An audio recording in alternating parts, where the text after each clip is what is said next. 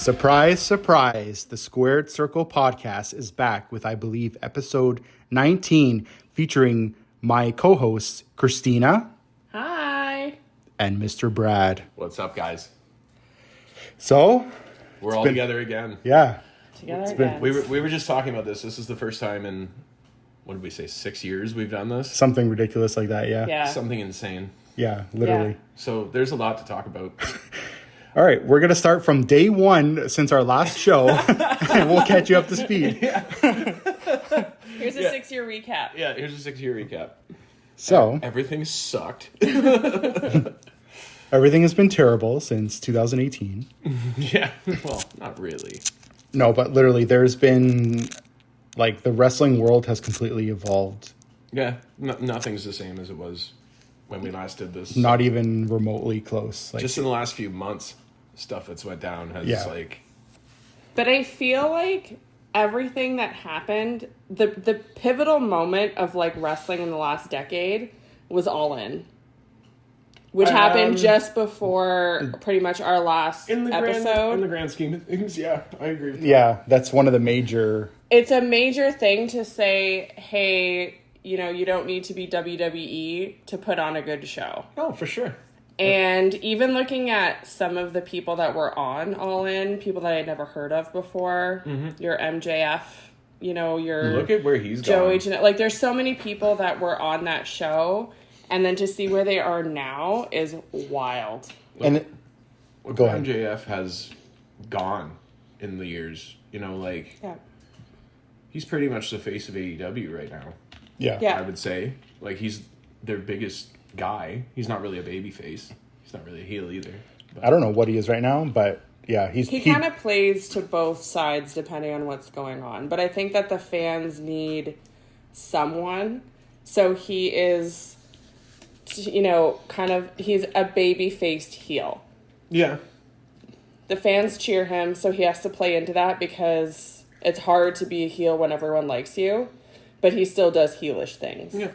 He's our scumbag. Yeah, that's the perfect way of putting it. Yeah. Yeah. But yeah, it's amazing how someone like him Has taken from a show like All In went from legitimately to me a nobody. And I'm not saying that as a knock. I had no clue. I had never heard of this guy before. I'd never heard of him at all. And just in a couple of years, and he's been a focal point since the day that the first Dynamite, I would say. Yeah. Just him like aligning with Cody, and ever since then, he's always been important. He's won the Dynamite Diamond thing like 5 times. Yeah. Like he's always been focused on since the beginning. One of the 4 pillars. He's definitely I would say the biggest homegrown talent that AEW has had, without question. I'll agree. Homegrown. Yeah, I'll agree with that. Because really, who else are we gonna put Britt in that Baker, spot? I guess, would be like the female equivalent. Jack Perry. Don't. We don't talk about him. Not yet. Not yet. We're gonna talk about Jack Perry. Don't you worry. Yeah. But I have a Jungle Boy shirt that I want to just burn because it would look great in the hate fireplace. him so much. Yeah. No, like in the fireplace. Yeah. Yeah. Or Yeah. wrapped around like a toilet paper tube when you need to wipe your ass. Yeah, we'll talk about him in anger. Yeah. Like, And he's 14 pounds soaking wet. it's insane the impact that How? just one sentence someone could say. Actually, that brings me to another point, is even the creation of AEW started from a tweet that some random fan tweeted Meltzer and was like, do you think ROH could sell out an arena with 10,000 fans? And he's like, there's no way. And Cody's like, I'll take that bet. Like, Yeah. that's crazy. It is. And ever It's since wild then, how that spiraled. wrestlers are getting paid millions of dollars a year instead of millions of dollars over so many years. Yeah. Yeah. There's 2 huge companies. Well, one huge company and one And one fledgling. Oh boy, I'm in for company. a rough Squirming. podcast. Yeah, maybe. Probably. Yeah. We won't beat up on you too much. Yeah. But that just shows like the mind that Cody Rhodes has, because he got his last name back because he wasn't allowed to be Cody Rhodes. He was just Cody because WWE held that licensing from him, right? The copyright. So it just shows them saying, you know what? Yeah, no, we don't have to just watch WWE sell these shows out. Of course ROH could do it, or of course an independent group could do it. Like, that's amazing. The fact that he had that ambition to even try. I'm pretty sure last time we did a podcast, Cody Rhodes was still Stardust. Oh, without a doubt. 2018? Yeah. No, well, they had just done All In. Or he might have been maybe an Impact. Yeah. He's kind of in an era where he was kind of everywhere. Yeah, he was everywhere. Everywhere but WWE. He had the list. You know, it was interesting because I watched his Broken Skull sessions the other day, and he's talking about the loop or like the dates he had to make when he was doing this, because because it's not on the WWE loop when you're on the indies, right? You're flying across country constantly. Yeah. So this guy's going to wrestling shows, probably jet lagged on like no sleep. Think about that. Yeah, because he would just like pop up in Japan and then like be in like Atlanta the next day. He'd be everywhere. Yeah. It was insane.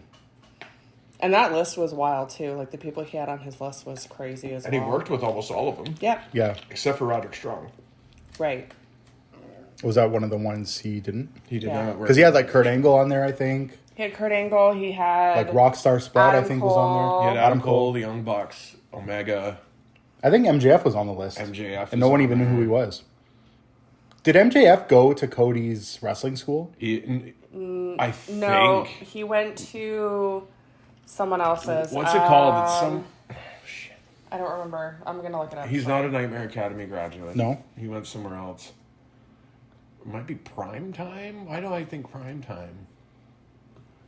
I don't know. He's like the star pupil from the school. Obviously. Yeah. I don't know. Christina's just checking now. We need a break. Sorry, he trained with Brian Myers and Pat Buck. Oh, really? Yeah. At Flatbacks? No, that's Heath Slater's school. Yeah. So this was Create a Pro Wrestling Academy. Create a Pro. That's wow. Yeah.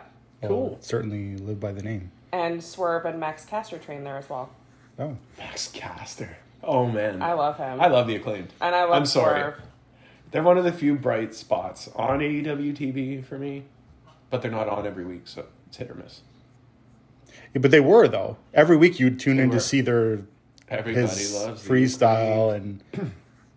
The Cucked by Dominic line is still the funniest thing ever. But even, like, just speaking about the Acclaim for a second, since this podcast, our last episode, I also got married.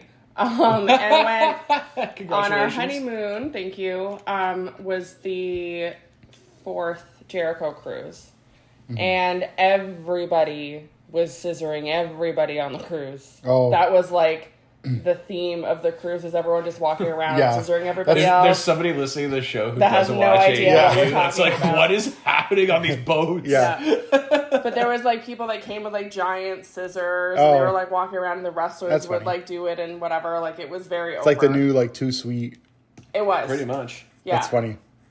They scissored because there was a guy on the cruise, Alex. I don't know if you remember him. Do you remember Jesus? Yeah. So the Jesus they guy? Scissored Jesus. Oh, that's funny. Stuff. It was funny. It was hilarious.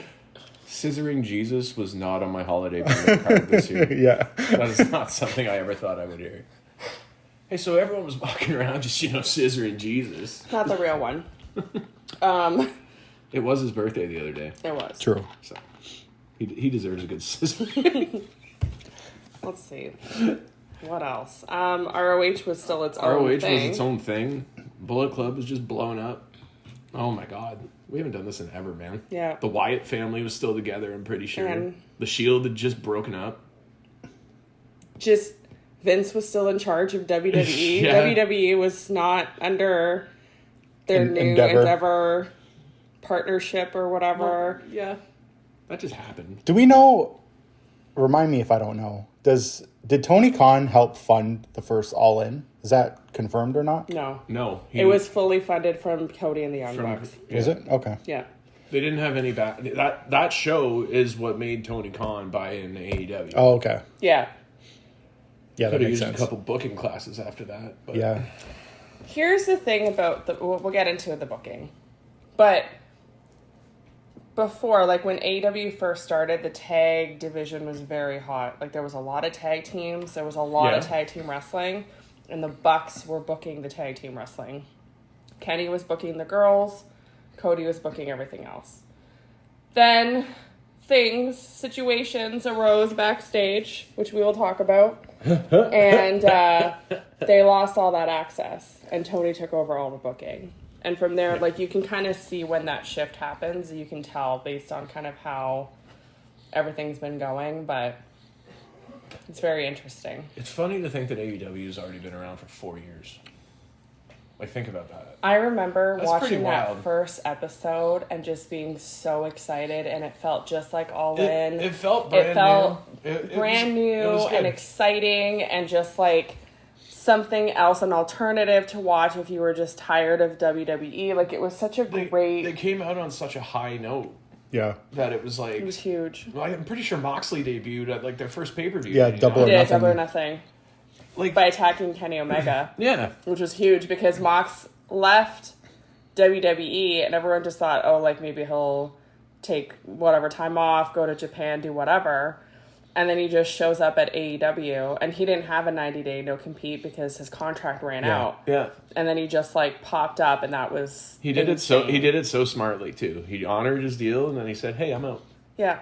So they couldn't hold him. They couldn't stop him from going anywhere else, and he just shows up to the competition the next It was day. just, it wasn't even a money thing. I think he just wanted something else. Yeah. But Well- even what's good about Mox, too, is, like, since he's gone over, you can tell he is one of the, I hate this term, but locker room leaders. Because when they needed him to step in, And they did. and he He was did. supposed to take a bunch of time off, He came back. he came right back and did what he needed to do in order to make sure that the company was good. So, you know, say what you will about AEW and some of the backstage politics stuff. Oh, there's gonna be a lot of However, I know. But some of these veterans, some of them, have shown a real loyalty to Tony, to the company. So it can't all be bad No. when you have, you know, people like Bryan Danielson and Mox, Yeah. you know, putting their necks out on the line for it. But for everyone like a Danielson or a Mox, you have, you know, Andrade and Sammy Guevara getting into it. Yeah. You know, like I don't want to get too much into this right now because we have a lot to talk about still, but like it just seems like a total circus over there sometimes. Yeah, getting back to like the beginning of it, I remember, I don't know if it was the first Dynamite or one of the first ones, but they started the tag title tournament for the first tag champions in the company. And I remember one of the tournament matches was the Bucks against Private Party. Yeah. Yeah. And Private Party beat the Bucks. Yeah. And no the one reaction saw of that crowd was insane. And in that moment I said, oh my God, there could be something with this company where it's like, they're actually doing something unexpected. Mm-hmm. You would never expect in the Bucks' own company that they wouldn't be the first tag team champions or something. And they get eliminated by a new team, and that put the Private Party on the map immediately. For sure. And then they went and gave themselves the trios titles later. But Yeah, but then they went and lost how long did that last? titles about 4 hours later. So that's true. it didn't really matter. Did it really matter? They literally erased it from the record anyways. So they're not actually the Are there first even champions. trios belts in AEW? did they actually erase it from the record? Yeah. They're not the first champions? They were stripped entirely. So So it's they like it don't- never happened? Yeah. So is Punk a 2-time champion then? Yeah, he is. Still. Okay. He should be like a 3-time champion. He's still champion. Just give- technically. He's the He real... never lost. Did it restart? It stopped. It stopped. No, it's just Oh. when it goes on. So I thought about actually getting an AEW replica belt and spray painting an X on it. Oh, First of all, I have a replica belt. She but has it's not one. here. An actual one? Yeah. That's awesome. It's not here though. But it's at my parents' house. it's like a little bit smaller though. I don't think it's like the mega deluxe Oh, I can't lift it. version. I think it's Mine's heavy like enough a smaller, as it is. more like the commemorative kind. Because that belt is huge, like way over. It is a big belt. I want the BBB. You know, for the longest time, I couldn't even remember like The Burberry. like so much time had gone by that when every MJF promo he says the triple B, and I'm like, what does that even stand for anymore? I don't even remember. The big Burberry belt? That's how long it's been since he's been champion. Yeah. that I forgot what the acronym even stood for. But I forgot what MJF stood for. yeah. I always thought it just meant my jealous fan. My jealous fan? Why? That's what Punk called him. Oh! I don't remember that for some reason. It was like the first promo they had together where Punk walks out and says, "I'm so disappointed in you." Isn't it funny, though, that I know listen, to everyone listening right now, it's impossible to talk because of the impact that this guy has anywhere he goes. If he goes and does the weather for a local news network, it's the talk of the day. Yeah. CM Punk, anything this guy does anywhere is the focal point. That's how crazy over and important and unbelievably impossible to not talk about this guy is. Yeah, that's the thing. Like, we have a whole section of the show dedicated to talking about him and everything that's happened with him in the last couple of years. So we'll get to that. Mm-hmm. But I do agree. Like, he's one of the few, like... He's the only. He's one of the few true, like, megastars out there, right? In the wrestling world, he is a megastar. Yeah. And you can't argue that. And when he showed up in AEW, that was huge. The biggest thing that company it was ever the biggest did. get they could have possibly got. Yeah, there's no one they could have got bigger unless The Rock decided he was going to be full-time. Yeah. Like, literally. Imagine Dwayne popping up in AEW. MJF, you're jabroni. Yeah. Oh, my God. But hilarious. Yeah, like, that's pretty much the only other person they could get, or, like, Steve Austin to be on every single week. Yeah. That's or the Cena. level. or Cena jumping ship or something. That's the level that this guy has. So, but yeah, it's funny that you're talking about the MJF and CM Punk promo because there's a lot of, if you go back and listen to them, there's a lot of funny looking back moments that are so applicable today with the things that they were saying about main eventing night 4 of a buy one get one extravaganza. That was pretty funny too. But I mean, you don't know at the time that maybe I'm sure he didn't know at the time that he'd be where he's at right now. No, I'm sure he didn't. I'm sure he probably thought maybe things are run different here, but there's no way that I would still go to the other place. But yeah, as we'll talk about later, there's plenty of things that will lead to someone changing their mind real quick. One thing that I do like about AEW is that their opening match is the true main event. That first match every week is main event level. Like right now, as we're recording this, Dynamite is just starting. So right now it's going to be Mox versus Swerve versus oh my God. Is this part of the Continental? It is. It's the triple threat, but I'm trying to remember. Is it Jay White? It's Jay White. Mox, Swerve, and Jay White. Yeah. So Jay White, Mox, and Swerve. And that's the opening match of Dynamite. Incredible. But you know why they do that? Oh, go ahead, Brad. I'll say I really like Jay White. For somebody who Jay White's amazing. For somebody who didn't follow New Japan Pro Wrestling ever, or Bullet Club, or any of that, I really like Switchblade Jay White. Yeah. I think he's a great promo. He's really good in ring. I hate that Bang Bang Gang thing that he does. Can't stand that. But other than that, I like him a lot. Yeah, he's awesome. Like they did when he stole the BBB, the Triple B. That was funny. From MJF, and like that whole storyline and the way it played out was phenomenal. He's a great ad for the company for sure. But again, if you've never watched New Japan, he's new. You don't know who he is. You don't know who he is, yeah. But I do like him. Yeah, he's definitely good. He's a good wrestler, but I didn't like the match with MJF at what was the last pay-per-view called again? Full Gear? Was it Full Gear? Full Gear, yeah. Yeah.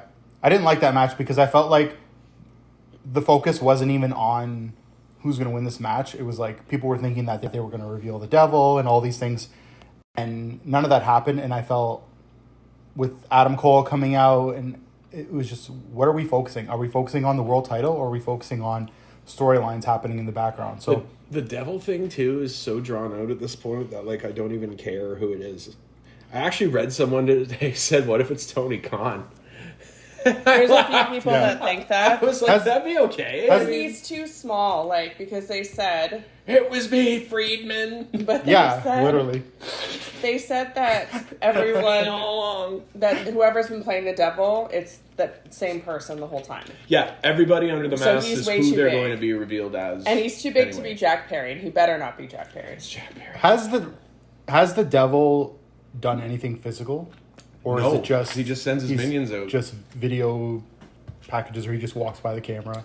Yeah, and his minions or whatever are the ones fighting MJF and Samoa Joe for the tag titles today. That's today. It's not the devil, yeah. Everyone thinks one of the minions is Roderick Strong. Well, I thought that the devil was Kyle O'Reilly. Really? Yeah. So Kyle O'Reilly's the devil. The minions are Roderick Strong, Preston Vance, and Mike Bennett. I almost said Canales. I hated that they gave him her last name. That was so stupid. That was the whole storyline. I know, but I hated it. So that was one of my kind of like thoughts. Another thought is that it could obviously be Ziggler. Maybe it's Mustafa Ali. I don't know. But if it's supposed to be the same person from the beginning, it can't be Ziggler. But they weren't. He can do no compete. He didn't show his face. Yeah, that's true. So they don't know. They don't know it's him. They don't know it's him. Yeah. And there's no proof that, oh yeah, like it was Ziggler under the mask. Right? Like there isn't. Mustafa Ali is actually wrestling for Game Changer coming up. Yeah. And he looks buff. He's on that Did you Randy see him? Orton. He's on that Randy Orton AJ Styles diet. That's a wild diet. Pure meat and a needle in your butt every day. Yeah. I don't know how they're getting so jacked so quick. So I'll tell you what. This is a note on that. USADA, the USA Anti-Doping Agency, has stopped drug testing UFC fighters. Yeah. Really? Yes. How? They just don't anymore. They just don't test UFC fighters anymore? So UFC everybody's fighters, all doped up now? UFC fighters can get doped up, go into a cage and just beat the shit out of people. And Why? guess who works for the same company So as is Brock- UFC? WWE. So is Brock going to get his win back then? Probably. Because he got Why not? disqualified. Because think about this. He was at UFC 100. He was at UFC 200. 300 is coming up. Coming up. Maybe that's why he hasn't been on. Maybe. And they're all part of the same company now, so you know UFC is like, hey, man. Brock's the biggest draw UFC ever had. Yes. So I think they would love to have him They'd back love to for have the him. 300. Oh my god, yeah, absolutely. So I think there's definitely something there because there's no way Randy Orton can't work out for a year because his back's hurt. And he comes back twice the size he was before without a little bit of help. But even AJ and those abs, he didn't have those abs. He didn't have that. AJ's always Ever. been like Thick. fit, He looks like a truck. but he's like Yeah. shredded and large now. He is Yeah. built like a truck right Yeah. now. Yeah. And it's like, what are you guys doing? Yeah, at the time. So They both look wild. I think Triple H is kind of looking at what's going on with the UFC and their dope testing and is going, hey, you know what? Well, maybe yeah, but maybe won't say anything. if they do it like under the supervision of doctors instead of just like guys doing it themselves. Yeah, maybe. So it's more regulated, Could be something like that. more safe. I just think it's crazy that UFC is not dope testing anymore. That's wild to Well, me. I mean, People I'm are gonna sorry, die. But, How can like, they- yeah. but a lot of people kind of turn a blind eye because, like, look at still Impact, officially TNA as of the 1st, I believe. So look at Jordan Grace. Yeah. Listen to Jordan Grace, and again, Yeah. I like her a lot. Oh, But, yeah, like- Jordan Well, Grace. look at It's- Brian Cage. You tell me that guy is natural, Right. Yeah, So that's the natural. thing is like people turn a blind eye to it all the time. Brian Cage's arms are the size of all three of us. Yeah, Oh, I know. Combined. Yeah. he's like freakishly huge. large. Yeah, he's huge. Like Scott Steiner would look at him and be like, "Damn." yeah. Like he's huge. Steiner, wow. Speaking of steroids. Oh Yeah, my exactly. God. He's like the king. He's like the inventor. Scott Steiner's muscles had muscles. Legit. Had muscles. He had a Yeah. ball as a bicep. It's ridiculous. Yeah. Crazy. So, yeah. So a little bit more about the rise of and creation of AEW. Yeah. Since The fall and fall. we've seen like I was talking about before, like even when there's contract negotiations now, it's a whole story because before it'd be like, okay, well really where is Seth gonna go? Oh, Seth's contract and Becky's contract, where are they really gonna go? There's nowhere else to go. They're not gonna go to New Japan, they're not gonna get the same money. But now there's options. And we've seen Tony Khan is willing to dish out millions that he Tony doesn't Khan's have. got bottomless pockets, that's for damn sure. Yeah. So that's completely changed the landscape of things too. Well, look at who they've signed. So obviously some of these people were released, but you've got Mox, you've got Danielson, you've got Swerve, you've got Jericho, who was there from the beginning. You've got Adam Copeland, I know, controversial, whatever. You've got Christian, who was in the Royal Rumble and then debuted at the next pay-per-view for AEW, which was so unexpected, and he's on the run of his career. Like, Christian is untouchable right now. I will say that. He is incredible. He's hilarious. He's hilarious. I think he's one of the funniest heels ever. He is. Because he's so just flippant about what he says. Yeah. Like, calling himself your daddy or whatever. Like, yeah, it's so funny. And he just has his face on, this expression on his face the whole time where he's just, yeah, I'm saying this to you. What the fuck are you going to do about it? Yeah. You know? Incredible. So, like, incredible. Even like Renee, which obviously like Mox is there, so they signed Renee. They've got. I forgot they signed Renee. I love Renee Paquette. They've got, you know, gosh, who else? Like so many people. So many people have like gone over. Miro, Aleister Black. Yeah. Aleister Black's debut was amazing. It was. Yeah, Andrade. Yeah. There's so many people that went over. You know, obviously he passed, but Brody Lee, when he went over, that was huge when he was revealed as the, you know, Exalted One. The Exalted One. Punk was just like wild. It was the worst kept secret, but I still cried when he came out. Oh, it was awesome. It was so amazing. So you just look at this talent, and they're literally like, where would they go? There's too much talent now that we don't have enough companies to fulfill like a role for everybody. Like there's just too much. There's more talent than there's available space. But then you look at a guy like Matt Cardona. Right. Like Matt Cardona, he was just like, you know what? I'm going to do the indie loop. Yeah. Screw it. And he won every belt out there. Yeah. And he said that he's making more money now than he ever made in WWE. Of course. Just because of that draw. Like he was on our Jericho cruise, the last one that we went on, and he won like the title, like the boat title or whatever. I don't remember what it's called offhand. Mm-hmm. Like he won that full heel, like just incredible work. You know, TNA becoming TNA, they're starting to sign a lot of people now. They have a bigger budget. So, like, that's another option for people as well. That's where Naomi went. TNA offered Punk a lot of money, apparently. They offered him a lot of money, but obviously the WWE thing. They threw the fucking... It's just... bank at him. Yeah. It gets to a certain point where the money doesn't equal the stage. So for Punk, he needs the biggest stage possible. Yeah. So they could give him $20 million a year. But he's still on TNA. But it's still TNA at the end of the day, and it's not... He's not... Like, I was saying this to Christina, and it's like, maybe this is the E-drone in me, but I feel like when something happens in WWE, that's part of, like, the official canon of wrestling. And when something happens in another company, like, if there was a match that you've only seen in ROH... I just don't see it as like official unless I see it at, you know, a WWE show. I get that.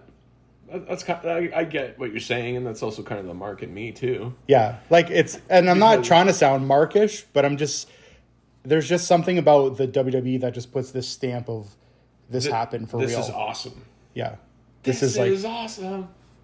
I was saying that at Survivor Series War Games about a month ago. Yeah. Right at the end of the show. I was not. I was very upset. I sobbed for 2 hours after that. I sobbed for different reasons. I kept watching him come back. I sobbed for different reasons. I was so angry I couldn't sleep all night either. Oh my god. Just rage. Yeah, but rage. Back where he belongs. Yeah.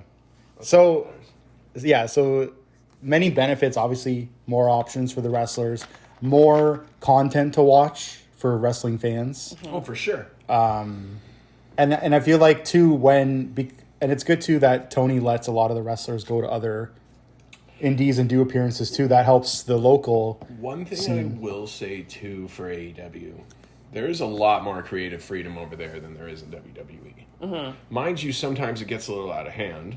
Like, I don't think a lot of the spots in, what was it, Swerve versus Hangman, that death match, I don't think a lot of that was necessary. But it was so good. That was like one of the matches of the year. The death match was incredible. It was incredible. It was just a spot fest, though. I don't care. It's a death match. Of course, it's a spot fest. Yeah. That's what you're supposed. That's what I expect. Like, I get that, but like it just seems if so they're excessive. wrestling, then it's not death matchy to me. No. Yeah, I get that. Yeah, but, like putting broken glass on Buddy's back and flipping onto it. Like, why are we doing that? Why wouldn't we do that? I mean, at least it wasn't just on a throwaway. Jack Perry. Yeah, that's not funny. Yeah, was it real glass that they used in that match? Or might have been. Cry Me a River. Was anyone crying? Yeah. Cry Me a River. I was crying when I found out what was going on backstage. Yeah, and I think too, like sometimes you just get people with the creative freedom that have no right to use it. People that have no experience, like Marina Shafir or whatever, cutting promos and me, I know you. It's like, what are you even saying? Where's your script? Oh, you know who I miss from AEW? Dan Lambert. Oh yeah, I know. That guy was one of the best heel managers ever, and I loved American Top Team. Yeah. They were so cool, and they got rid of him. Yeah, he actually was good on the mic, even if no one even though he had go away heat. I went to Blood and Guts last year. Same. At Little Caesars. Yeah, we did too. Yeah. And we just weren't together. He came out and cut a promo, and you couldn't even hear him. Yeah. Because everybody was just, get the fuck out. Yeah, it was like a Dominic Mysterio. Booing him. Yeah. It was awesome, though. Yeah. You don't see heat like that anywhere. Yeah. Yeah. So I miss Dan Lambert. I think he added to the show, and I think he's one of the better villains that we've had in a long time. They should have. Don Callis does a good job too. Like, he also gets go away heat. Funny story. I was yesterday years old. Don Callis was the Jackal. Are you serious? I had no idea. Oh my gosh. I was like, wait, what? Yeah. And then I looked and I was like, oh, that makes a lot of sense. Yeah. It's absolutely him. Yeah, no, he's also incredible. Like, just great mind for the business. He's a scumbag. And I think he has to be. But the thing is, like, sometimes these people don't necessarily need to be on TV, but they should be doing these promo classes with these guys backstage, because clearly these guys know how to talk. Right. And some of them really don't, though. Like, if I ever have to sit through a freaking Sammy Guevara promo ever again. Well, that's what I'm saying, is that they need... he can't. Like, if Dan Lambert adds nothing to maybe your experience, let's say, watching the show, but clearly this guy knows how to talk on the microphone. Oh, for sure. They should be having him coach people backstage on how to talk and cut promos that get heat or whatever you need to do. And I think that's a lot of the AEW stuff. They got the production, they got the budget and everything, the television deal. But I feel like the like professionalism of what you watch on TV is a lot of times not there. Like, the way they cut promos is, you just feel like it's amateur. Where WWE is very structured. Yeah, maybe it doesn't have that freedom to kind of... Sometimes it's a little detrimental. Sometimes, I feel like. Because you can tell when someone is... Like, most of the women, I hate saying this, in WWE, you can tell their promos are scripted. Yeah. Yeah. Because as soon as they mess up, they, like, freeze. They're like looking at the sky to remember their their lines. Yeah. And, like, you can tell. But, yeah. So, I feel like there's a lot more creative freedom in AEW, but... It can be detrimental either way. Yeah. Right. Yeah. That's fair. Moving on. Should we move on to our next subject? What do we got? My next subject is CM Punk. My favorite subject. I'm still mad. Probably You're not mad. I am mad. Why? Because I don't like... The problem is that I don't like how the whole brawl-in, whatever situation happened. I don't think anybody likes that. But I don't like that. Okay, so they were both suspended. Punk gets fired. Jack Perry should also have been fired. He is nothing to the company. They can do without him. They have since then. They kept that him, happened in August. They it's kept December. him and Brandon Cutler. And right. And fired CM Punk. Right. So, to me, the fair thing to do would have been to fire the instigator, which was Jack. And here's my thing. Punk, unfortunately, was bullied while he was there. I'm not saying he's innocent. Believe me, I'm not saying he's innocent, but from the moment he got there, some people didn't want him there, and they purposely made everything very difficult. Eventually, you're going to snap. It's going to happen. It's hilarious, too, because, like, in the lead-up to Punk joining AEW, Kenny Omega's standing in the ring cutting a promo with the Young Bucks, and he's got a shirt on that says Chick Magnet. Yeah. They wanted him there. There were no bad vibes at all until Hangman cut that freaking promo. Right. Yeah, he did a shoot promo on him. Yeah. In the middle of the ring on TV. Yeah. So Punk's like, okay. And then Eddie Kingston does the same thing. Yeah. And then eventually the press conference happens. Punk is trying to do what he's doing now with NXT, is going to talk to the young kids to say, like, hey, do you guys want some advice? Do you want me to watch your matches? Like, do you want me to do something? Whatever. Which he doesn't have to do that, but he chose to want to do that. They didn't want him, so he got offended by it and then eventually snapped. Okay, fine. They all get suspended. Titles are stripped from them, blah, blah, blah, whatever. Punk is hurt. He has surgeries, whatever. Comes back. And then some stupid idiot kid starts, like, because Punk had said, no, like, you shouldn't have real glass. It's not safe. Yeah. And had this, like, whole thing listed out with Like, Tony. all he's doing is looking out for you. All of these rules of, like, how Collision would be, because Collision was his show, a show they literally created for him. Which to, was like, the better show while he was on it. It was great. Like, it had a good flow. Like, it was just great. And then, like, this idiot kid decides in the middle of the biggest show they're ever going to have to, like, shoot at Punk through the camera. Through the TV. And then, of course, Punk's going to lose his mind. And then Punk gets fired? Yeah. Come on. It was ridiculous. And again, I don't think Punk is innocent, completely innocent. Look, I don't either. However, if I was in his position, I would absolutely have tried to snap at him as well. 100%. I just snapped at that whole company. And now it's like, look at what you did. So you fired one, not the other. The other one is still eventually going to show up somewhere, and he's going to be hated completely. Yeah. And now your biggest draw, biggest merch seller, biggest everything is now in your rival company, also being the biggest draw, biggest merch seller, breaking whatever. records. Did you hear about the first 24 hours his stuff was back up on WWE Shop? I think he made like $600,000 in merch sales. Yeah.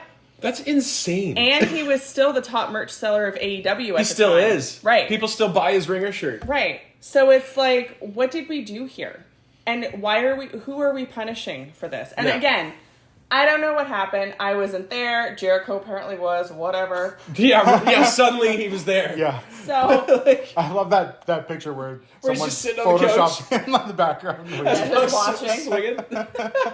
But that's the thing, though, is that no one knows exactly what went down. Because according to the Bucks camp, because, like, Matt Jackson's wife just quit. She was, like, the VP Did you hear she was getting paid, like, $1 million a year to do that job? To do the merch. Yeah. Pardon? I'll do that job, Tony Khan. Yeah. Pardon? No I am available to run your merch for you. No problem. She's saying Punk went after her.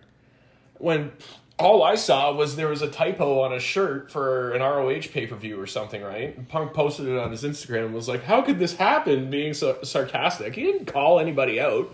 And in my opinion, it sounded like he was just talking about the poor structure of the company.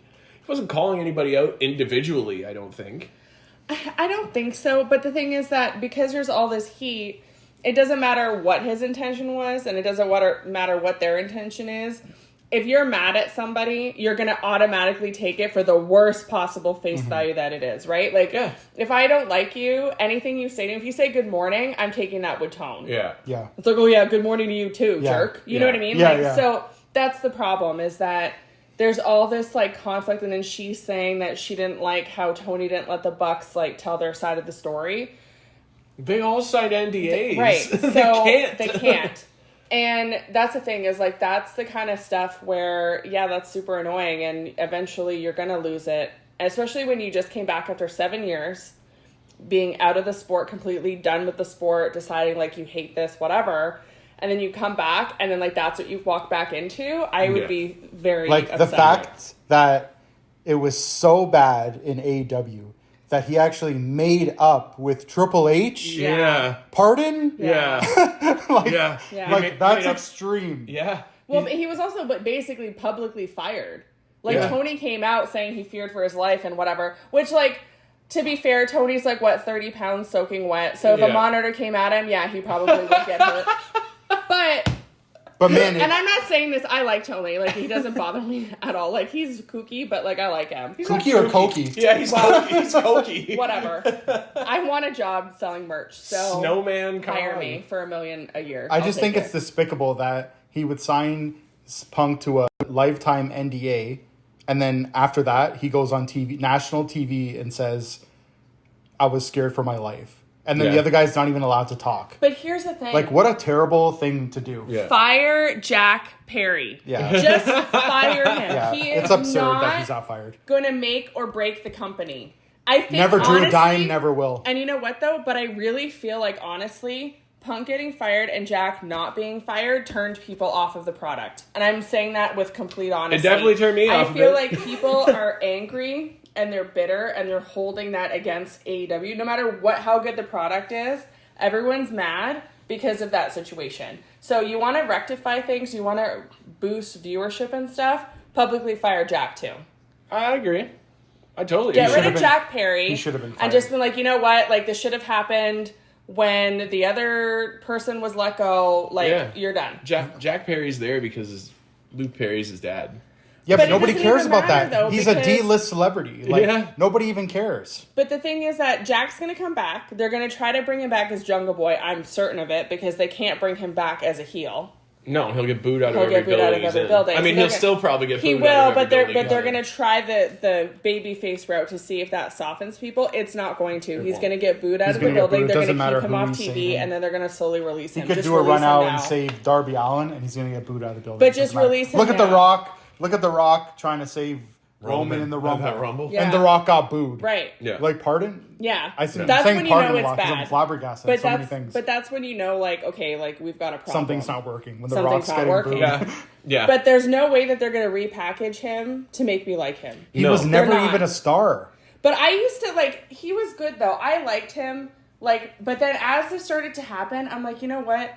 No. Like, if you have some punk kid that's pulling this kind of behavior for you with your top star, and you're firing the top star over it, there's a problem. Well, it's because the Young Bucks are loyal to him. He's friends with Matt and Nick.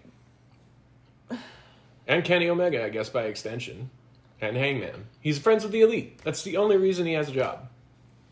Maybe, but I still don't think he's worth the issues that he's causing. I don't either.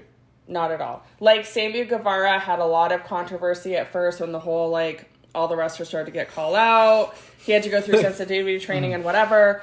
But since then, he's kept his nose clean and just done what he needs to do. So, remember when Sammy Guevara proposed to his girlfriend in the middle of the ring? Yeah. And then cheated on her with Ty Conti like That's 2 months Christina's later? Yep. favorite AEW moment. Okay, Every once in a while, He Christina still say, proposed- what's her name? His ex-fiance? Pam. Pam. Christina, every once in a while, still says, Team Pam. oh, yeah, it should be like, yeah. I'm Team Pam. Or whatever, poor Pam or whatever. Yeah, I forget what because- phrase you say. He proposed to Pam, Yeah.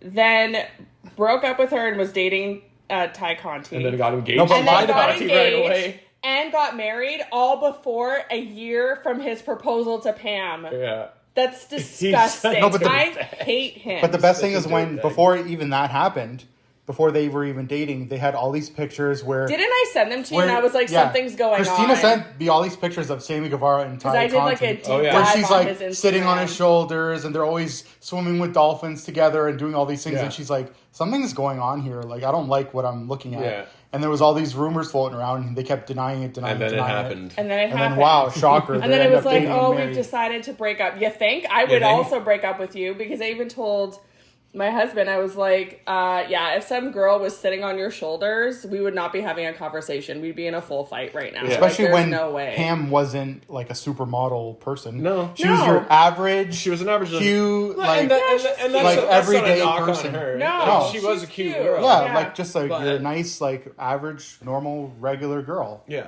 Yeah, but then you have home record Ty And Conti. then you got some Brazilian supermodel person. She's not even a supermodel, okay? I know. I'm Yeah. not I a fan. used to think she was pretty, but Ty no. Conti is hideous. She is. She's a hideous person. It makes her hideous. It got really hot in here suddenly. But as a wrestler and as a talent or whatever, he just does what he needs to do. He's Yeah. not sitting here rocking the boat. No, he's not. He's not picking fights with Samoa Yeah. Joe. He's not picking fights, which I guess Joe is another person we didn't name, but he's not picking fights with Mox No. or Jericho. He's No. doing what he needs to do, whether he likes it or not. Getting paid. He comes and he in, does his gets thing. paid, does his thing, and goes home. Ty Conti's not even on TV anymore, is she? Well, she she just just had had the a kid. baby. Right. Yeah. All the wrestler babies were all born within the span of like 2 weeks. Right. Because there was 3. So Carmella, Alexa Bliss, and Ty Conti all had their babies within 3 days. Nice. And then last week, Jessica McKay, Yeah. I saw Billie that. Kay She just had her hers. baby. Yeah. So it's like they were all born at the same time. Becky and Seth had theirs. That kid is so cute. That kid is very cute. Not within the span. It's No, crazy though but because still you've never so seen pregnancy in wrestling as it is right now. There's Yeah. so many wrestlers getting pregnant, having kids. I remember when Mae Young was pregnant. Yeah. How could we forget? A jelly-covered hand. Oh. Disgusting. This was like 10 years later. He shows up on TV and it's a guy in a hand suit. Yeah. Because it grew. Oh, it's so funny. So funny.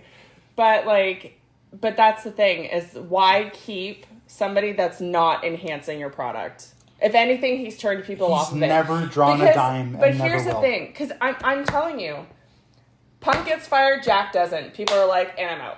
Yeah. Because all it takes is one bad decision from the company level to be like, you know what, no. Like, look at how many times people turned off from WWE because, like, Vince or whatever did something and everyone's like, you know what, like, I can't handle this crap anymore. Like, I'm done. I agree. Yeah. The only reason that we're on this, like, upswing of WWE is because Triple H took over. Oh, 100%. If Vince was still in charge, Yeah. people would, as much as they hate it, they would still watch AEW Also, over WWE. Props to Endeavor for maneuvering that because, Yeah. like, they actually publicly stated that Vince was a liability to the company. Yeah. Yes. Because of everything that went down with his hush Absolutely. money scandal and everything like that. Yeah. So I think that's what they did. They were like, listen, man, we're going to give you a ton of stock. You sell your stock, take all the money. We don't want any of it. But you're going to hand the company over to Triple H. And he's going to run everything from now on. Yeah. Because when he was in charge, before you came back, ratings went up. Yeah. Show quality was better. We really don't want you around. Yeah. And then all the hush money stuff came out. And then Right. that's when he was like, yeah, okay, bye. Get out of here. The thing is, when AEW came, there was a need for it. We needed something different because the Vince era of booking was so bad and there was so repetitive and you would see the same matches every single week.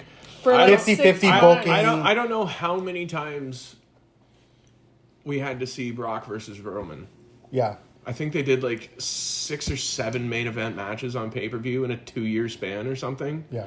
It was ridiculous. Yeah, it's the same Like- matches. Or like- Goldberg out of nowhere coming in and beating Like, you people. have more than 2 or 3 guys you can push, man. Mm-hmm. Like, what is going on?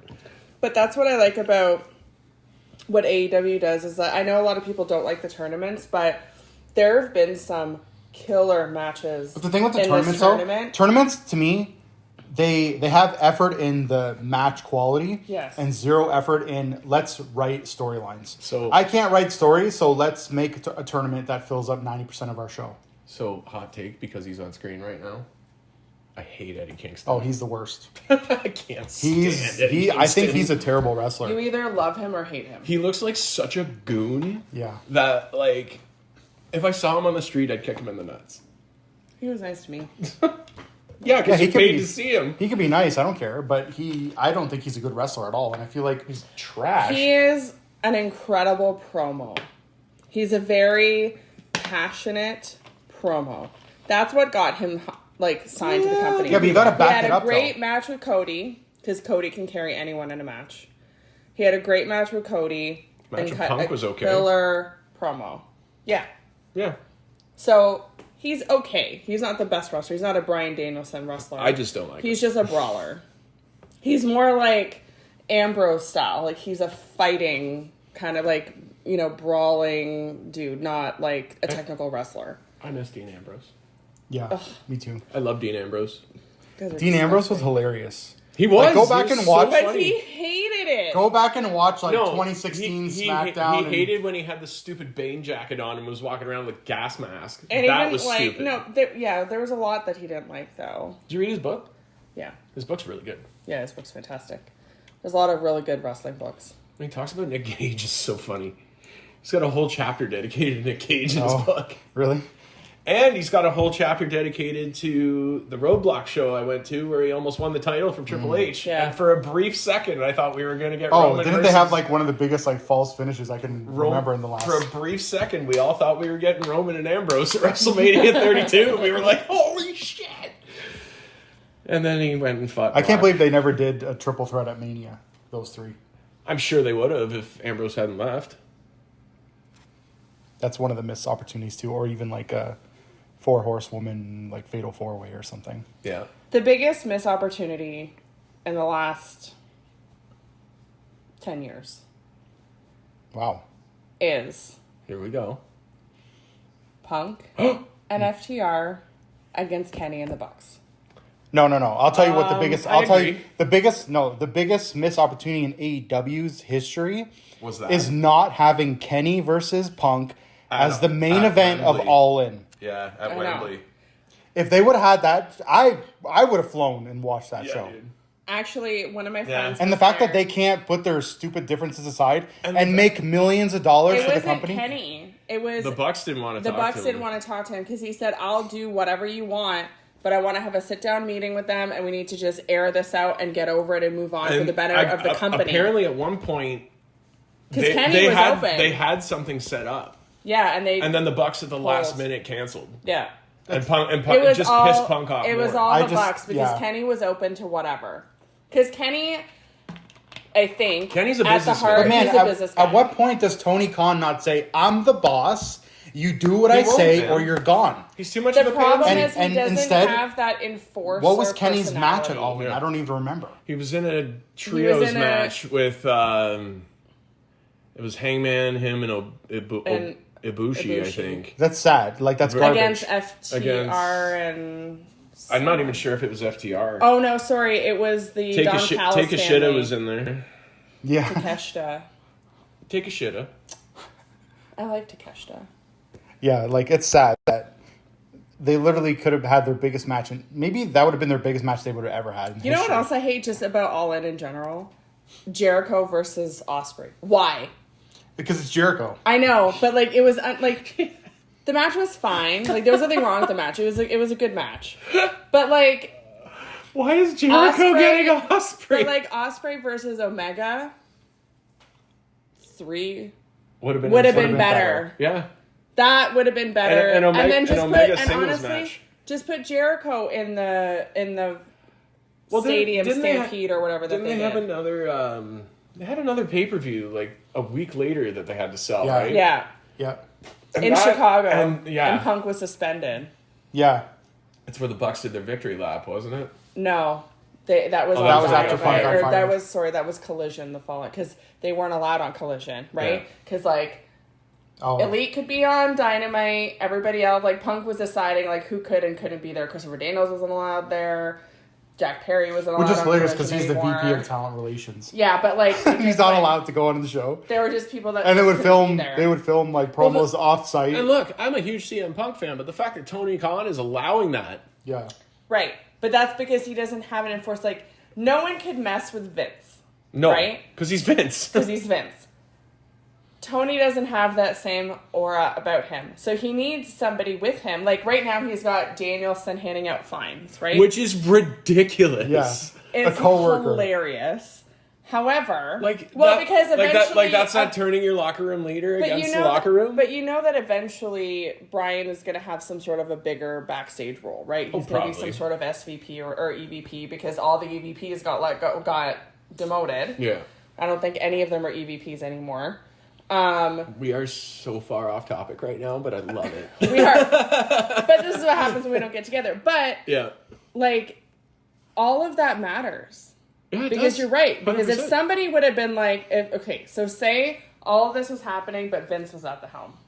Vince would have been like, figure it out. Yeah, figure Sit it in out. a room until you guys figure it out. Yeah. I don't care if We're you gonna- if you like each other, but we're gonna make money. We're going to make Yeah. millions of dollars off of this. Right? And I'm sure that's what Triple H did with Seth. And I'm sure that 100%. that CM Punk said the same thing. Yeah. Listen, we can hate each other's guts, but we need to make let's money. work. Let's do something. Yeah. And the Bucks were like, absolutely not. Yeah. So That's what made CM And Punk's... this is coming from a Bucks fan. yeah. Yeah. Like, I like the Bucks a lot. Like, I'm obsessive about Matt Jackson, okay? Oh, God. My husband is fully aware and very angry about it every time he comes on TV. And rightfully so. However, they are so in the wrong about this. Oh, they are 100%. They are the disease of their When own we were company. on the second Jericho cruise, the Elite did a podcast with Jericho. And they were talking about Punk on that podcast. And they basically said, oh, Punk came in and he thought he was a locker room leader, but none of us felt like he was a locker room leader and he was a jerk and blah, blah, blah, whatever. So we know that, like, yes, they might not like him. Yeah. But they saw that they needed him when they signed him. Yeah. Right? Yeah. The guy's a like, walking money-making machine. Right. Yeah. So figure it out. Eric Bischoff said it best. Controversy creates cash. Yeah. It does. And there is nobody in wrestling more controversial than CM Punk. Right. No. So what these guys were thinking, talking about how Punk has an ego and they think he's a jerk. You're the ones that won't work with the guy to make your company a shit ton of money. Yeah, literally. Like, I would never have gone to Forbidden Door. Like, I went to Forbidden Door in Toronto this past June. And I wouldn't have gone for, like, any random pay-per-view. I don't go when WWE goes to Toronto. Yeah. I literally went for one reason. Yeah. Punk. One person. Yeah. Because when we had our Dynamite in Detroit, Punk was hurt. He had just gotten hurt. He was hurt for blood and guts, Adam Cole got hurt. Like, so many people were hurt. And I didn't get to see him. And I was like, well, I'm not missing Forbidden Door. For sure he's going to have a match. I'm sure he's going to have a match. Because he missed it the year before because he was hurt. He did. But I thought for sure we were going to see a match where we were going to see who is, you know, the new, like, rightful heir or whatever to Go to Sleep. Mm-hmm. That's him and the match Kenta, I him thought and Kenta. was going to happen, was that Kenta was going to do it. And Kenta was like, absolutely Kenta not. doesn't want to work with him. He doesn't want to work reason. with him. So it's like, again, very controversial. So you're like, okay, well, what match is he going to have? And then who'd he write? What's his name?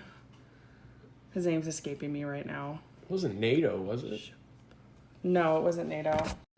We're looking it up. Hold on. Look up break. Look in my eyes. What do you see? Like the elevator music version. Yeah, there you in go. between. The cult of personality. Yeah, I think it's just absurd that when you're not even the boss and you're running the place. Yeah, and I love how the Bucks like to say, like, sarcastically, they're killing the business. You literally are. You literally are killing your own company. You're killing your own company because you don't want to work with people. I couldn't even describe my reaction when All In was going on. I wasn't even watching it live, and I just remember opening Twitter and there was like Sean Ross Sapp or whoever's like, apparently there's an incident backstage with CM Punk. Kojima. Oh, okay. Right. And I just thought, I'm like, come on. You can't be serious. Yeah, the biggest show they've ever put on, and like you said, this little Punk kid is calling out the biggest draw in the company. Yeah. And what do you expect to happen at that point? Of course he's going to get in his face. Yeah. If some Punk kid came at me and called me out on TV, I would absolutely. Bear in mind, too, at this point in the day, Punk's arrived at the airport. There's no car to get him to the arena because of a miscommunication. Right. And he's got to take public transit to get there? Yeah. So this guy's showing up, your top draw, doesn't have transportation, is getting his own way to the arena, and then this asshole decides to call him out? Yeah. What? Yeah, there's too many elements. You can't help but just explode at that point. And then he came out and wrestled a match. Oh, that's the only match that I think is memorable from that whole show. But of course, Meltzer gave it 3.5 out of 5. Probably because it was Punk. Listen, Kurt Angle has 0 5-star matches. Yeah, I don't give a shit about Meltzer. I can't stand that guy. Yeah, just that says it all. I don't know if you're censoring this in post-production, by the way. I'm sorry for swearing. No, but literally, Shawn Michaels and Undertaker at Mania 25 and 26 are both not 5 stars. But a parking lot brawl with the Trent and the best friend's mom and all this stuff is 5 stars. Like, it's a joke. Don't even get me started on the Taker at WrestleMania 25 is like my favorite match of all time. I know. I think Are that's you like kidding? everyone's favorite match of all time. It's just so It's good. undeniable. Yeah, it's so good. Like, Hart Austin didn't get 5 stars, I don't think. Or did it? That one might have It gone. might have. I don't think so. I don't think WWE had any 5-star matches. Yeah, they did. The last 5-star match, I think, before Cody and Seth at Hell in a Cell, when Cody tore his pec. I think the last one before that Which was awesome. Punk and Cena at Money in the Bank. Oh, well, That's how many years is that in between? Punk didn't even like 11 have years in between. Did Punk even use Cult of Personality back then? No, that other was the song. last time he used This Fire Burns was when he won the title in Chicago. Actually, and then he came back with Cult of Personality. Fun fact about that song, apparently out of all the wrestling themes, it's number one on Spotify. It's number one on Spotify. This Fire Burns. Like out of all it has the most It has streams. been for years. Out of all the wrestling themes, it's a good song. This Fire Burns is Love number me one. some Kill Switch Engage. Yeah, It's a great song. It is. Like I wouldn't even be mad if he came back to that song. I feel like that's what needs to intro this show. This Fire Burns. Yeah. But even like going back to Forbidden Door for a second, Punk came out so early in order to Was it the opening come match? in. It was close. It was close. It was like I think the Might have been second or third in the main card, so that he could leave, so that he wouldn't like cross over with because they were with all the Kenny and elite. Bucks. Yeah. Like, this is so Isn't that ridiculous. crazy? This Listen, just got so stupid. You could say Jack Perry should have been fired. You could say this person shouldn't have done that, and these people should have worked together. At the end of the day, there's only one person to blame for every single issue here. Tony Khan. I love that we all agreed. Tony. Yeah, it's the first time. I agree. And again, Look, I don't like Tony Khan at all. I hate the guy, actually. And I hate his stupid haircut. I don't hate him at all. I just hate how coked out he looks all the time. They need something. I keep seeing the clip backstage. where he announces Giannis and he just forward of me, and it's like his voice jumping goes up and down. so high His pitched voice you can't cracks even like hear him. 6 times and you can't even understand what he's saying. I keep seeing that clip everywhere. It makes me die laughing. Sorry, go ahead. They need structure backstage. Yeah, they do. Oh, they need more than that. And I feel like, and I'm going to get upset when I say it because I always get upset when I think Which about means this. we're not. If Cody was still there, Yeah. none of this would have happened. Cody's professional. That's Yeah. why. Cody's a professional. Was the glue for the company. And he you know was what? the heart of the company. He to this day has never told anyone why he left. And I think No. it has I have a strong suspicion it had something to do with how Kenny and the Bucks were running everything. He's tried to like skirt around the issue to be like, oh no, like we're friends and Because blah, blah, blah. he's appeared on screen with CM Punk. Oh, Like Yeah. he's friends with him. Yeah. Shakes Yeah. his hand, Our says, group "Hey man, welcome chat back." photo is them shaking hands. Yeah. And I spent 12 hours trying to edit right. That Which true. is wild because Cody was the one telling all these stories about Punk backstage at WWE. But because Cody's But professional he can just and there's let money it on the go. line, Yeah. you put it aside. You do what's. I don't want to take do a quote what's from best for wrestling. business. You Best do for you business. best for business. That's Yeah. it. That's what it is, man. Yeah. And A lot of money to be made. And I think that's what Triple H did in bringing Punk back. Oh, absolutely. Because there's no way they do not like each other. Because I don't know now, because Punk called Triple H. And I'm sure they had a conversation where it was like, listen, let's clear the air and then let's see what we can do.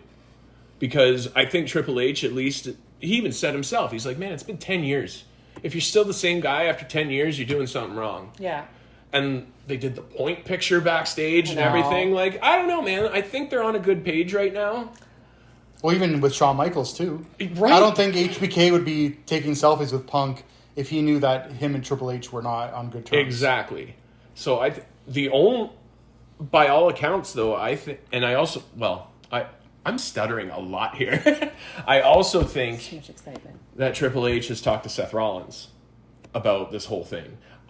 He had to because Seth was vocally complaining Yeah. about Punk for years Yeah. on podcasts and stuff. People would ask him about There's- him, and he was like, "I hate that There guy." is no way none of those guys knew he was coming back. No, they had I to. refuse to believe that. They were hinting at it on the show for weeks. Yeah. I don't believe that there was a conversation 10 days before Survivor Series and that was it. I'm still mad though because Triple H put the stupid logo on the TV, and I had taken So a smart. sigh of relief. And I thought, oh, thank God, it's over. I loved and it. then the music hit. Isn't And that funny then that- I just I loved died. it. I died. So, funny story. Ugh. I'm watching Survivor Series with my buddy who is not a wrestling fan. Like, he just came over that night. We're hanging out, having a beer or whatever, right? And the show ends. You know, I'm watching it and I'm just kind of like, oh, okay, it's not happening. The logo comes up, music hits. I launch out of my chair and I'm like running around the room. I'm like, oh my God, he's here. I know. And my buddy has no idea what's going on. He's looking at me just like, what just happened? Yeah. And I'm like, it's fucking CM Punk. And he's like, what are you talking about? And I'm like, look. It was hilarious. Yeah. And I legit was barking out. Oh, I lost my mind. And then like for 2 hours after he leaves, I just keep watching. I watched the clip. I watched it yesterday. I had the opposite reaction. I sat in silence and was just like rocking back and forth saying no. I wanted him back for at least a year. After the brawl out thing, I was like, he needs to get out of there and come back to WWE. Listen, I also agreed. I told Alex, I said he needs to go. Yeah, he's got to get out of there and come back. Like, whatever's going on is not good. No. Like, get out. I didn't think it was going to go down the way it went down. That's the problem. He genuinely thought he was going there to help that company. And he would have. And yeah, it's a little egotistical to think that.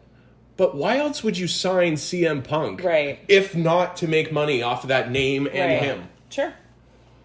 That was everywhere. Right? It was everywhere. Everybody knew that Punk had gone to AEW. Everybody. Yeah, everyone knew. The first dance was amazing. ESPN it was so and all well these people done. were posting about it. And even the Elite themselves, I think they genuinely were looking forward to having him there. It's just their egos are too big and they clash with his. Yeah. I think there's even a video of Punk like backstage before he went out, and the Elite were there like the excited. Bucks and stuff were like high-fiving him or whatever. They were shaking excited. his hand or whatever it was. Because they filmed like to do like a documentary type of thing. And then return. like all the guy wanted to do was help this fledgling company get off the ground. The Elite were not having it because he outdrew them. And they got jealous, and I think that's what started this whole thing. Because why else is Hangman Page coming out and sticking up for Colt Cabana of all people? Yeah, like a no-name, really, in the grand scheme of things. Like, really? Well, because people thought that Colt Cabana didn't get re-signed. I know, but who cares? He could be fired and no one would even care. No, listen, I don't... Is he on TV now? No. Is he in the Continental Classic? No. Does he have a hope of winning it? No. Then who cares? Get rid of him. Like, who cares? You know what? Bring him back as Scotty Goldman. Yeah. Honestly. I don't disagree. It's the whole thing is stupid. Like the whole... At least we're all on the same page about that. He even said in the post press conference of whatever show it was. Scrum? What show was that? I don't even remember now. What? The one where he goes off? The one where he just went off. I don't Brawl remember. Out. It's called Brawl Out because it was at All Out. Brawl Out was the... No, the last one. It was the one before. It was Double or Nothing? I don't even remember. Are we talking about Revolution, maybe? Yeah. When the Bucks and Kenny got into the fight. Oh, no. He's right. That's Brawl Out. Brawl Out is... It was at All Out. That's why it's called Brawl Out. And then All In was the... All In was Tony Wembley. And stuff. Yeah. Wembley, Brawl Out. okay. Yeah. You're right. It's hard to keep track of, I also all the incidents. I also love that he references it on SmackDown, and no one got the joke because nobody watches WWE no one watches AEW. Who would want to deal with someone that punches people randomly in the face or whatever? Yeah. That was everywhere too. And no just one got silent. the joke in the arena. No one got it because nobody cares because it means nothing. But the thing is that in that thing he was talking about how Hangman was jeopardizing $1 million gate. Like, Punk is trying to do things for the company. Right. And these people are trying to do things for themselves. Yeah. Like, what did he call him? That empty-headed dumb fuck. Yeah. It was so funny. Like, he's just sitting there completely enraged. Yeah. His pec is torn at this point. Yeah. He's covered in blood. He's covered in blood. He's no-selling his injury. What was he eating? He's eating muffins. He's munching a muffin. Just ranting about this company in front of Tony Khan. And Tony's just like sitting there. He's like, I don't know what to do. Yeah, I've watched that press conference like 5 times. Is that honestly the same press conference that Jericho accidentally threw a water bottle and hit someone? I think so. Like he tossed the water bottle and actually hit someone. I don't know. Dude, it's honestly one of my favorite promos ever. I felt sick. Like, I didn't watch it for like a week. Alex kept trying to get me to watch it, and I refused. You have to watch this. I'm tired, I'm hurt, and I work with fucking children. Yeah. And Tony's just like, wow. Oh my god, it was so good. But he wasn't wrong. No, he's not. He's like, he wants me to work with pricks constantly, and Tony's just like, and then shaking his head. he looks at Buddy in the front row and goes, "Why are you wearing a Penguins hat?" Yeah. Pittsburgh Penguins. But then he went off on that one reporter because he was like, Colt, like that, because he knew Colt Cabana. They like did like. He's like, I'm not talking mixed to you. mixed martial arts together or something. Oh my god! Like it was awesome. Like he just went scorched earth on the whole company. He did, and then honestly, if someone again, he was wrong. He was wrong to do that. I will say that. Yes. But if I'm sitting in my dressing room and 3 guys barge in there like guns blazing, yeah, I'm standing up for myself. I'm gonna start throwing down. Yeah, but his boss was sitting next to him. That could have been like, this conference is over. Punk, leave. Yeah. Exactly. Right. Go compose yourself. But he sits there and just lets him go He off. lets him rant and saying that his EVPs can't run a target and all this stuff. And he's just sitting there, letting it happen. Yeah. Like, that just shows you on camera what kind of boss he is. Yeah. He has no control over these people. And I don't think he has any respect from his locker room either. No. They clearly take advantage of him. 100%. They just know he's going to pay. They know he's funding the company, and they deal with it. Yeah. And that's it. But a lot of people think that WBD has a stake in AEW, and that's why they did like the whole collision show and making all these rules about who can go where, and they're saying like that's above Tony because it's not even coming from him. I don't know about That's what people are trying to say to like justify why some of these things would happen, but I don't believe it. I think it's Tony, bottom line, he's allowing this to happen. They lost their biggest draw. He's making more money than he's probably made in his entire life. He's making money hand over fist in WWE. Yeah, he's making a crazy ton of money right now. And he's over as hell because nobody gives a shit about what happened in that other company. No. He's a victim of that company. Also, no one ever thought, never, that he would go back. No, that's the other thing. It was Lawsuits. just like, that's impossible. The Hell Frozen Over shirt, it's Yeah. so true. It's legit. It's so true. Even Triple H, in the picture they took backstage, the caption on it is "Cold Day in Hell." Yeah. Like, in my wildest dreams, I never thought I would see CM Punk back in WWE. Yeah. That reminds me, Andrew, you owe us a case of beer. Remember? I do? No, Andrew does. Andrew who? Andrew McCarthy. Why? Because he had said that What? there's no way. He's like, if CM Punk ever comes back to WWE, I owe you guys a case of beer. So high five. When was that? How long ago was that this was said? years This is like ago. 10 years This is ago. when we were really? both at the casino Yeah. still. Oh my god. Oh, That's man. funny. That's funny. That's hilarious. Yeah, so Andrew McCarthy, if you're listening to this, You owe you owe us. us a beer. Yeah, that's wild. Good thing you thought of that. Yeah, I didn't even remember that. That's hilarious. I remember long being it so was. bummed out when he walked out. Oh, me too. I was devastated. And I think that's why. It's like, I was devastated when he left. I wanted him to come back so badly. He comes back to AEW, which is the most exciting thing ever. It's like... It was like a WCW rejuvenation getting of, Hogan. like, yes. It was so huge. And then it just fell apart. And that was very disappointing. And now he's like back in WWE. And I'm like, I don't know how to feel about any I of this. love that he made up with Triple H. He even said in his NXT promo, he's like, I made up with Triple H. I mean, come on. Yeah. So, what if... This is some fantasy booking right here. Oh, here we and go. it just occurred to me. What if Punk wins the title at Mania from Rollins because Triple H helps him?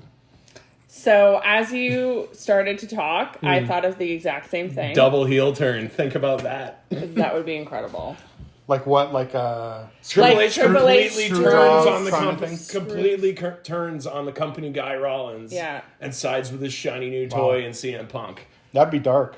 That would That'd be be awesome. amazing. I would love that. Yeah. And it would be completely unexpected. Yeah, Triple H is like a heel authority.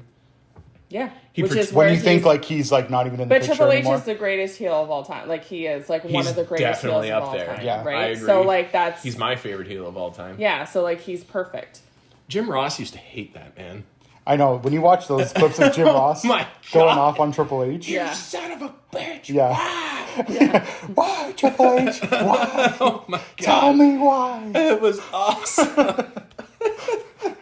Where he's gonna hit Stephanie before she turns. Yeah. Where he's gonna hit her with the sledgehammer. I just He goes, sent that clip "You to you son like of 2 a weeks bitch." ago. Yeah. But oh my God, where were we? Talking about Punk. Just Punk in general. What else? the Rollins promo when they did their face-to-face thing was awesome. Yeah. Because you can tell Seth actually hates him. Yeah. Like, but Seth has said in interviews, he's like, look, we put differences aside to work together, and we're never going to be best friends, but it's not exactly a Mount Everest to climb to get my respect back. Right. So I think they'll be fine in the long run. They'll be fine because Seth is such a professional. You know who I'm worried about? Kevin Owens. Kevin Owens is friends with the Young Bucks. Yeah. Yeah, but Kevin Owens stayed in WWE too, though. They are they've already crossed paths too. Punk and him. I mean, Yeah, in ROH. No, I mean, no, like they did SmackDown. a backstage. They were there. Oh, they walked by yeah, each I other. haven't been watching. Have you seen it? What did he say? Have you seen Nick Aldis's locker room? And Kevin Owens just looks at him and goes, "Nope." And Punk goes, "Thanks for the help." Walks away. But so they're going to do something down the line. Yeah, but I think even them having that interaction means there could be, Yeah, I think they're definitely there's something. definitely business to be made between those two. I'd love to see Punk and Finn Balor. Yeah. Oh my God, yes. I think they need to do with Punk what they didn't do with Edge and have Punk actually wrestle all these names that he always said, "Oh, I'm gonna wrestle this person and this person," and then Edge wrestled the same three people his entire run since he came back. Finn, Miz, Orton. They had the greatest wrestling match ever. He wrestled four people in his entire run. Remember they had the greatest wrestling match It was not ever? the greatest wrestling match ever. It was awful. It was a finisher fest where they just used other people's moves. I liked it because it was the first time using the piped in crowd noise in the Thunderdome. So it was. I felt like it was like a history. Oh wait, can we talk about the Thunderdome for a second? Oh yeah. So the last time we podcasted, COVID hadn't happened yet. We were not in a pandemic. Why did we not think of that when we were I don't putting up know. with a show script? And Thunderdome was a thing. So during the Did pandemic, you ever get into it? I did. I did a couple times too. 4 times, I think. It was a few. Yeah. I did like 2 times. pay-per-views and like a Raw and 2 Raws. I think. I don't think I did. I got kicked off by the end of a Raw though because I wasn't really doing anything. Oh no, I just kind of sat there with my belt watching the show. Oh. I eventually made it to like the screen. Like I ended up like seeing myself every time I did it. Yeah. And I would try to like sneak pictures without showing my phone.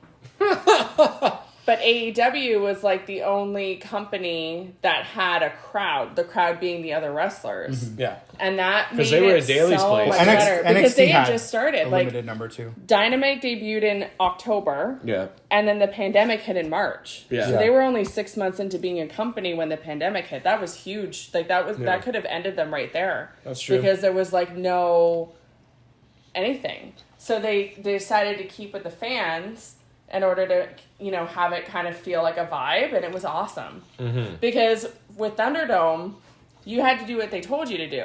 So they would tell you, you need to boo this person, you need to cheer this person, you need to whatever, in order to help influence the people watching at home. Yeah. This is the heel, this is the baby face.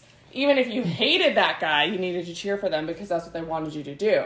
So, Drew McIntyre, speaking of the Thunderdome, Yeah. what's his issue with Punk? Because he doesn't seem to like him at all either. I just think that maybe he just feels like he's going to get bumped down further down. I think he's not as important anymore. Which is a shame too, because he carried the company during the pandemic. But that's his storyline too, though, right? Yeah. His story is, I did so much in the worst period ever. And now, where's my opportunity now to be the guy when the fans are here, when everything's booming? Yeah, that's true. But I like his character because every single thing he's saying is 100% true. I agree. He's a good guy. He twists it though to make himself look like a heel. Yeah, I mean, when he beats the people up after, then that changes things. Like when he beat up Sammy backstage. Like that just absolutely destroyed him. Slightly heel tendencies there. But, but I like that kind of heel too, where they're saying things that are true and real and good, but you don't want to hear it, and then that makes them a heel. Like Daniel Bryan being the environmentalist champion. That was hilarious. He's telling us that like we're killing the earth, and it's true, and we boo him. Yeah. No, we like killing the earth. Yeah. Screw your But I wish they would have done title. a mini belt of the environmental Yeah, championship. that'd been cool. It would have been so cool because I collect the minis and I wanted it so the badly. little ones? The little, Yeah. yeah. Little like kind of then- snapper ones? Yeah. Yeah, but they never did. I was upset about it. I looked for a long time. Yeah, it was a cool belt. I was waiting for that belt to come out, and it never did. What I was going to say was, what was the last point you were making? You were saying something, and I was going to about jump Drew in. falling further down the list of priority. I'm trying to remember. No, it was something else. But anyway, we'll circle back. I'll figure it out. But yeah, I feel like one thing for Punk is there's just so much money to be made from the guy, and I think you're seeing that people don't have enough issue that they can't make money. Put that aside. Yeah. I think that even if they did have an issue, though, Triple H doesn't care. Yeah, Triple H. What your issue is. Because Triple H has a Vince vibe about him, where Right. he's going to be like, listen, this is what we're doing. Screw your feelings. Yeah. If you don't want to be here, go home. Right. And that's exactly that's his whole mentality. That's how he's been his entire career. Yeah. So, back to Drew McIntyre. This might be a popular opinion. It might not be. I think he should have beat Roman at Clash at the Castle. Yeah. I agree. It was so stupid that he lost. What's that? I was shocked. I was more shocked, I think, that he didn't win then than Cody not winning at Mania. Yeah. Because going into Mania, what did I say to you? I said I said picked there's Roman no way. winning right off the bat. When it was Cody going against Roman, I said to Christina, I hope you understand, Roman is winning at WrestleMania. Yeah. And she's like, there's no way. Cody's for sure winning, blah, blah, blah, blah, blah. And then when he won, I just looked at her and I said, see? I picked Roman.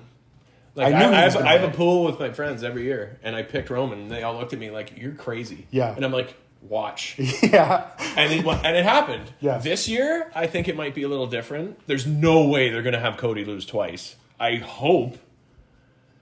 Like, I hope. Because, look, as much as I love Roman as the tribal chief, I acknowledge him. Exactly. Fingers in This reign needs to end. It's been way too long. Way too long. 3.5 years in the modern era of pro wrestling Seth has is been way too champion young. for like 7 months, and he has more title defenses than Roman has in 3.5 years. That's ridiculous. Yeah, that is crazy. It's stupid. Roman won the belt by beating Bray Wyatt before Bray was fired the first time. Yeah.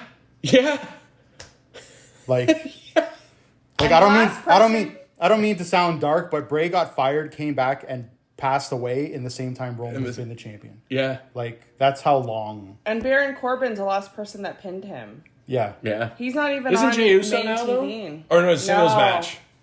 Jey Uso pinned him in a tag match. Yeah. Yeah. But that doesn't Doesn't mean really anything. count towards. Yeah. It's like saying Gunther getting pinned in a tag match. Right. Oh, let's talk about Gunther. Gunther.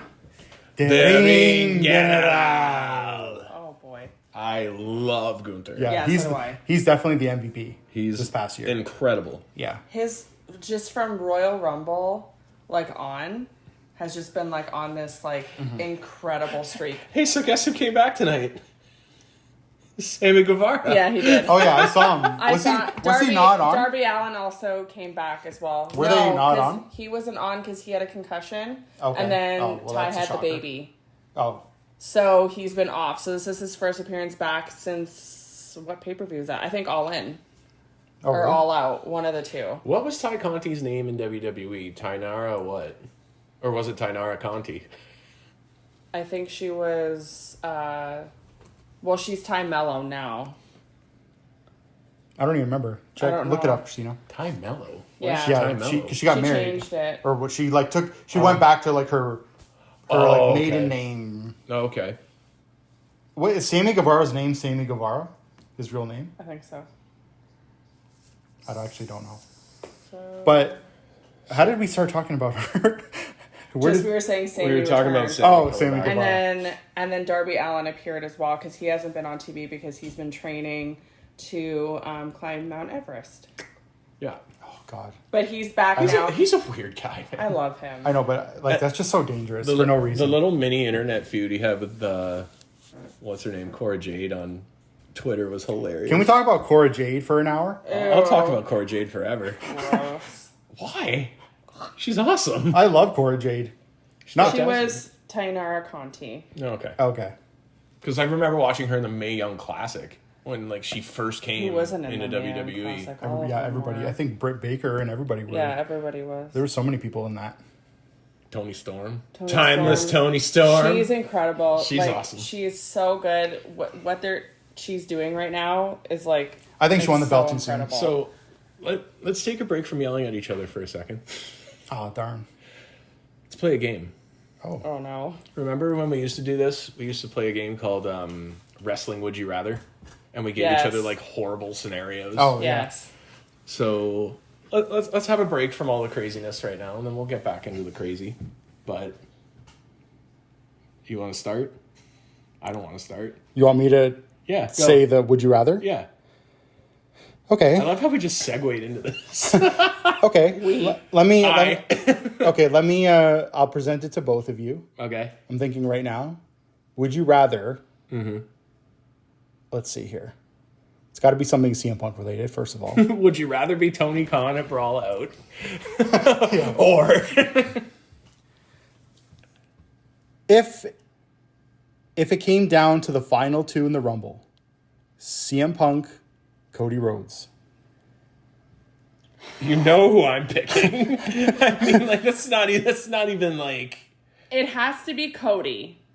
Why? Because he didn't finish the story, and at this point, But he's he's already never won the going Rumble. to finish the story. I don't care if he won the Rumble. He won the Rumble and lost. It doesn't even count. That's like when Shinsuke won. Yeah, what a waste of a Rumble. That was stupid, and that was a terrible match. The worst too. Rumble is Sheamus winning the Rumble that Jericho returned to. Yeah. In should like have been 2012 Jericho. or whatever. Yeah. And then Sheamus wins out of nowhere and then buries Daniel Bryan at Mania. Yeah, what was it, 10 seconds or something? Yeah. It was something stupid, 42 seconds. But look at where everybody. Is now. I know, Yeah. it worked out in the end, worked but out that in the worked end. out because of the fans, not because of the booking. Yeah. Right. Well, I don't know. It depends on who you ask. I mean, WWE will tell you that was the plan. Even all that's when along. Punk, not too long after, with the whole Daniel Bryan yes thing, like Punk was gone by then, and it was like that's what people. Because he were dying left right for. before 30, right? I think if it came down to the final two, Punk and Cody, there's more to gain with Cody losing in the Rumble I agree. than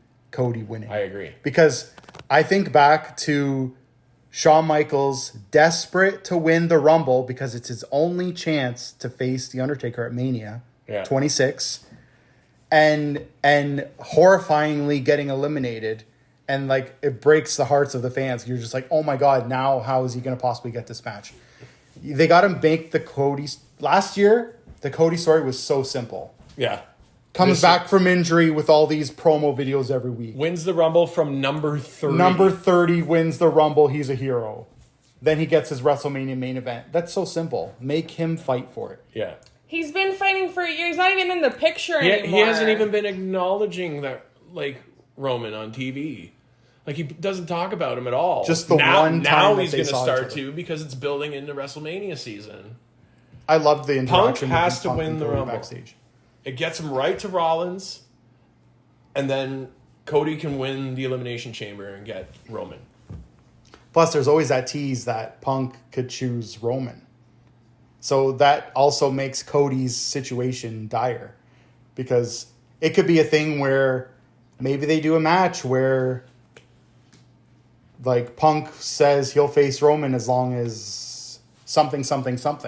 Like make Cody desperate to face Roman. Yeah. Like he has to put everything into facing Roman. If Cody does not walk out of WrestleMania as champion, I'm over it. I'm waiting for something weird I'm here. over it. Like, Okay. completely done. Can I say I barely watch to begin with because I'm mad all the time. Why? But, like, I will it's be, such like, a superior completely show to Oh, AEW, It's though. horrible. I like to watch back-to-back wrestling. That's what I like. There's too much filler on WWE. I can't On Raw, sit I'll agree. 3 hours of Raw. It's awful. It's They need awful. to kill that last hour. Like They do. they make so much money. I from it. I realize they make a lot of money off of it on ad revenue and a lot, but it's just such a slog to It get is. through a It's 3-hour awful. Raw It anymore. needs to, but it's better than it was It's a under lot better Triple than H it was. because even like Yes. stupid stuff you don't necessarily tune out as much. Like, oh, if they're gonna do Maxine Dupree and Otis Sorry. or something, I had a moment. but like if they're doing like some comedy thing, I don't know. Yeah, It just that's seems even the comedy is funnier than because under it's Vince. actually funny. It's Yeah. not like FTR putting Icy Hot on their trunks or something, like when Vince was doing it, Okay, hold on. I need a never have I ever or a would you rather situation here. Okay, I have one for you. You got another one? Yeah. Okay. Would you rather, if there could only be one of these matches at WrestleMania, would you rather Jimmy versus Jay on whatever night, it doesn't matter, or Gunther and Brock? Gunther and Brock. Easily. I've never really liked the Usos up until like recently, so I'm taking Gunther and Brock, 100%. Christina? Gunther Brock is better with little guys. Brock puts on banger matches with little guys. I would rather Brock and AJ. Again? But they've done that. But it's good. So I'm okay with that. Yeah, I don't think that Brock and Gunther it. would have a good match. Really? I feel like it'd be a slugfest. I don't think it'd be that good. I feel like it'd be like a Goldberg situation. Like, I don't think it would be... it'll be... I would rather Jimmy versus Jay. Really? Yeah. I wouldn't say it'd be like a Goldberg situation. Like, he's not good with bigger guys. He's not. Look at his matches with Roman. Those aren't good either. He does not do well with bigger guys. Because Tractor got involved. Exactly. But it was shenanigans. That's why it was memorable. You remember it. That's the only part I remember of that match. Yeah. Is that he lifted half the ring and then Roman tumbled out. It was hilarious. And another thing from that match is when Brock threw the microphone off of the tractor. And Roman caught it. And Roman caught it so smooth and just winks at him. It was awesome. It was good stuff. Yeah. That was showbiz. But aside from that, match-wise, it's not that good. The match quality is not as good. I think Jimmy and Jay would have a better match because it's more emotional. Well, Roman and Brock's brothers. best match was at Mania 31, the first time. Yeah. That's their best match when Seth cashed in. Wasn't that 30? 31. 31. It was 31? Yeah. 30 was WrestleMania. Yeah. Oh, yes, that's right. Yes. That's my favorite cash-in. Yeah, I think it's everybody's favorite cash-in. For me, it goes that one, and the second one is Orton against Daniel Bryan when he beat Cena. When Triple H turned on Yeah, him? that's my... Because the heel factor of it was so amazing. It was good. I like that one a lot. Okay, I have one. Okay. Would you rather Punk versus Rollins this year? Or Steve Austin shows up in the Royal Rumble and he starts something with Punk? Ooh. Dream match. Austin. Just totally derails him WrestleMania. off his... Yeah. That would be... Because first of all, Punk and Steve Austin are my two favorite characters ever. Yeah. My two favorite wrestlers, bar none. Yeah. That is my dream match. Yeah. When they started promoting WWE 13 together, I was like, this is going to happen. Please let it happen. Yeah, when they sit down with the JR. Yeah. Yeah. So,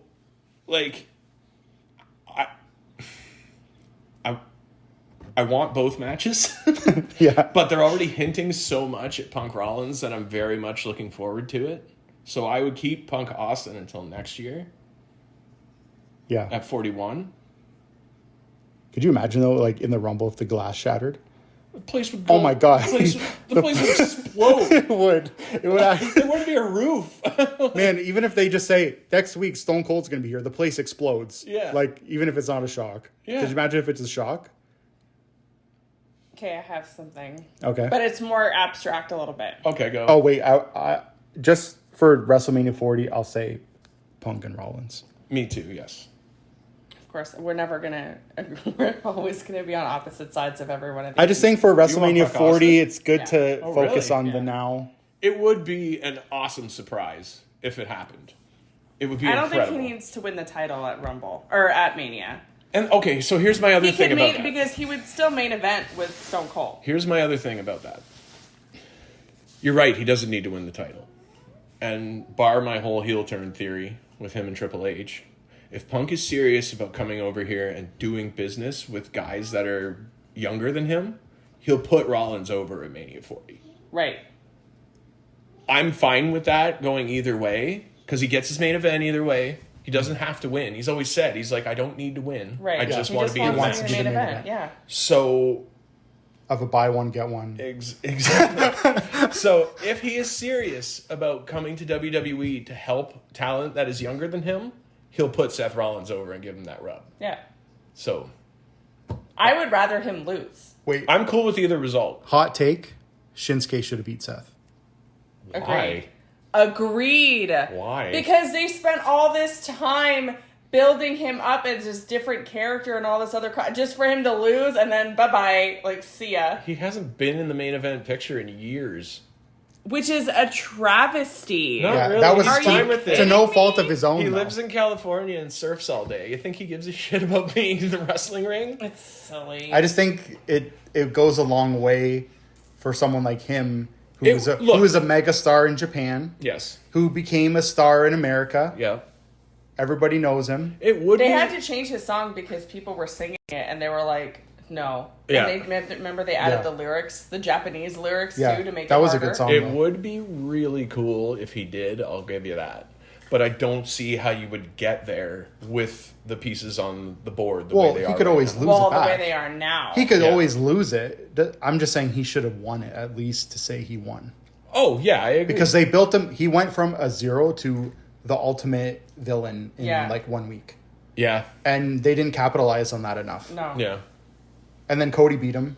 So it's kind of so like, then it became like, what does he do point? next now? Yeah. But that's the whole thing. Like, what's the Okada at point? WrestleMania 40? Oh, my God.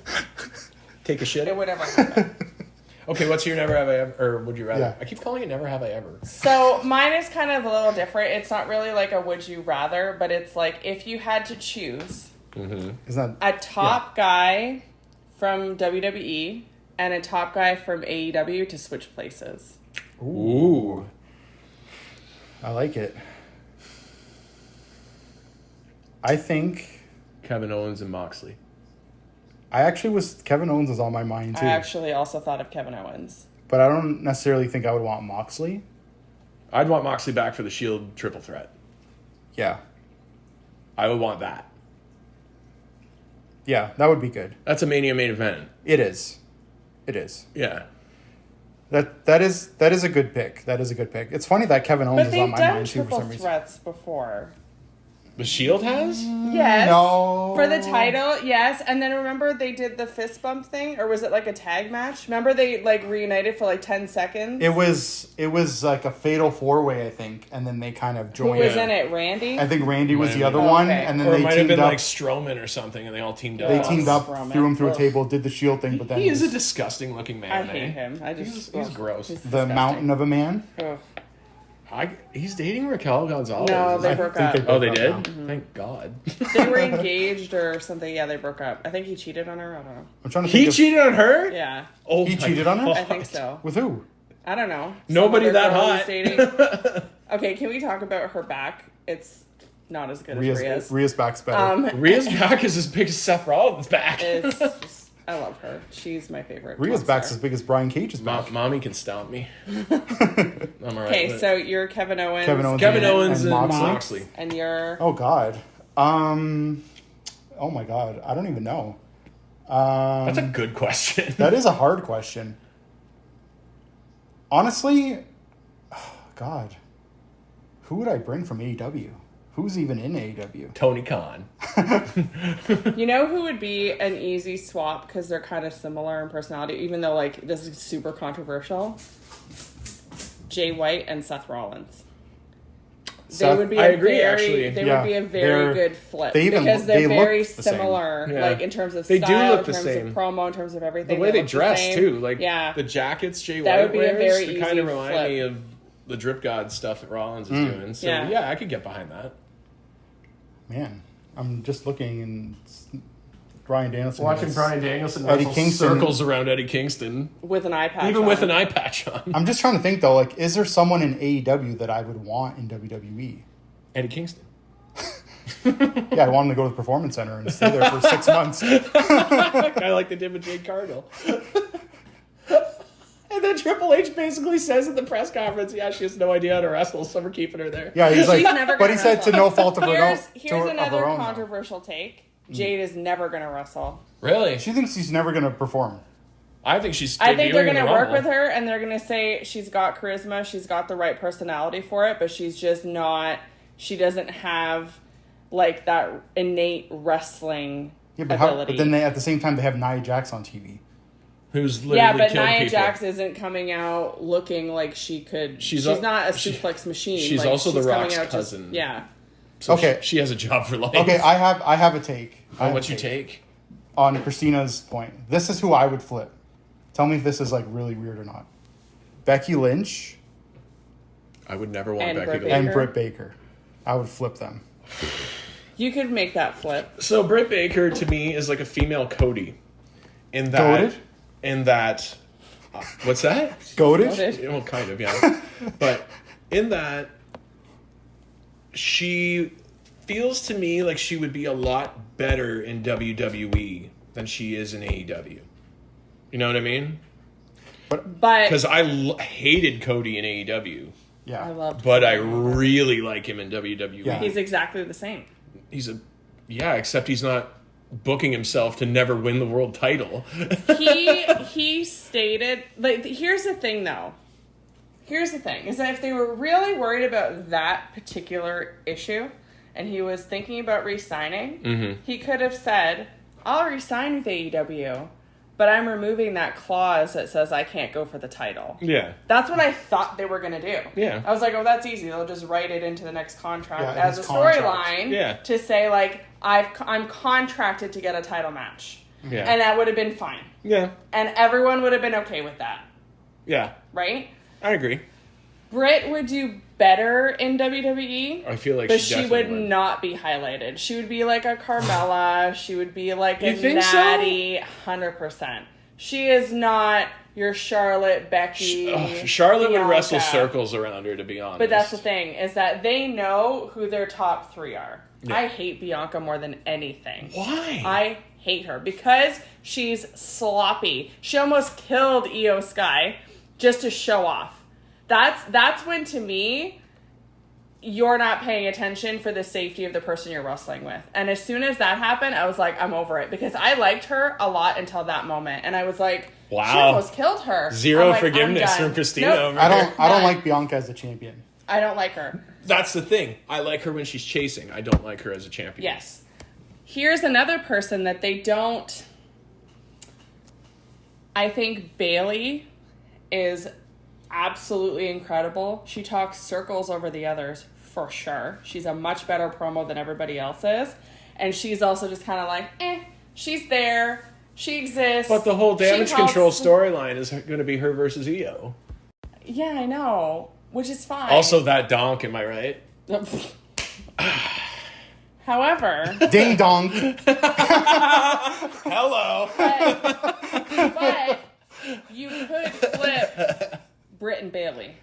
Ooh. Oh. I didn't even think of that. Because to me, they're more on like even keel. And have Britt kind of be more like a mouthpiece at first. Yes, because Britt's the a hell of a second talker. She turned heel, which was on the Jericho cruise. Mm-hmm. She turned heel on the cruise against Tony Schiavone of all people. She started like telling him he was like a barista and whatever. Anyways, the second that happened, and then she broke her leg, and she was on TV every week with the wheelchair and the signs, like in speeches and stuff, and like Tony would be like, "Oh, I have a message from Dr. Britt Baker," and then like they do all these backstage promo interviews. Amazing work, incredible. The only other person that's on her level for that is Bailey. I agree. They're both great promos. Yeah, Bailey's excellent. She was so good in the War Games match. She was so good in the War Games match. Again, during the pandemic, her heel work was incredible. Her and Sasha. Yeah. Because Her, there was Sasha, no one there. and- So they're and playing off of There- Michael Cole. There's a question there. Does Sasha Banks come back? Oh, 100%. She's coming back. AEW blew it with her, man. Yeah. Well, Like, I'd have kept her, like, right here. I knew she was hurt when they invited her to All In. But But she's asking for a lot of money because Charlotte deserves just it. signed like a crazy She deal. deserves it. I know. So AEW needs to pay it. You just lost your biggest marketing tool in Punk. but You need need star somebody- power. yeah. You need somebody new to come in and shake things up. Because guess what? And I love her, so this is not a knock against her, but Saraya isn't it. No. You need no way. a boss. Not anymore. She got a anyway. big pop But on you her first need- night, and that was it. Right. You need somebody that can come in and she can A, work with the girls to get them up to speed if they're not up to speed, and B, she can work a good match. But the thing is, it's like I was saying earlier, the dollar amount doesn't equal the stage. And right now, the stage of AEW is half-empty arenas, Yeah. It's actually bad kinda publicity. It makes me it's very upsetting. Sad. It is. Because the Like, thing is, nobody's going to their shows. But the product isn't bad. Like, if you watch the show, the wrestling is good. Like, everything that we wanted from AEW is good. But But people have turned off from it. that brings up a whole other debate, though. Do you watch wrestling for the wrestling, or do you watch it for the storylines? I watch it. If you're gonna So ask they me, have both. Because in my opinion, The storyline. a match is just a match if it doesn't have a story behind it. Yes. However, they do actually have quite a few storylines, but they're a very slow burn. The storyline isn't like, boom, here's the interaction, here's our storyline. Their storyline comes over time, like, oh, this happened a couple weeks ago, and then this happened a month or two later. You might not remember you get stuff at first. like the Devil story, where it's just dragging on, and it's But like... I feel like the Devil, I think that that payoff had better be huge, is all I'm going to say. I feel like the problem is Well, it that would have been, except originally...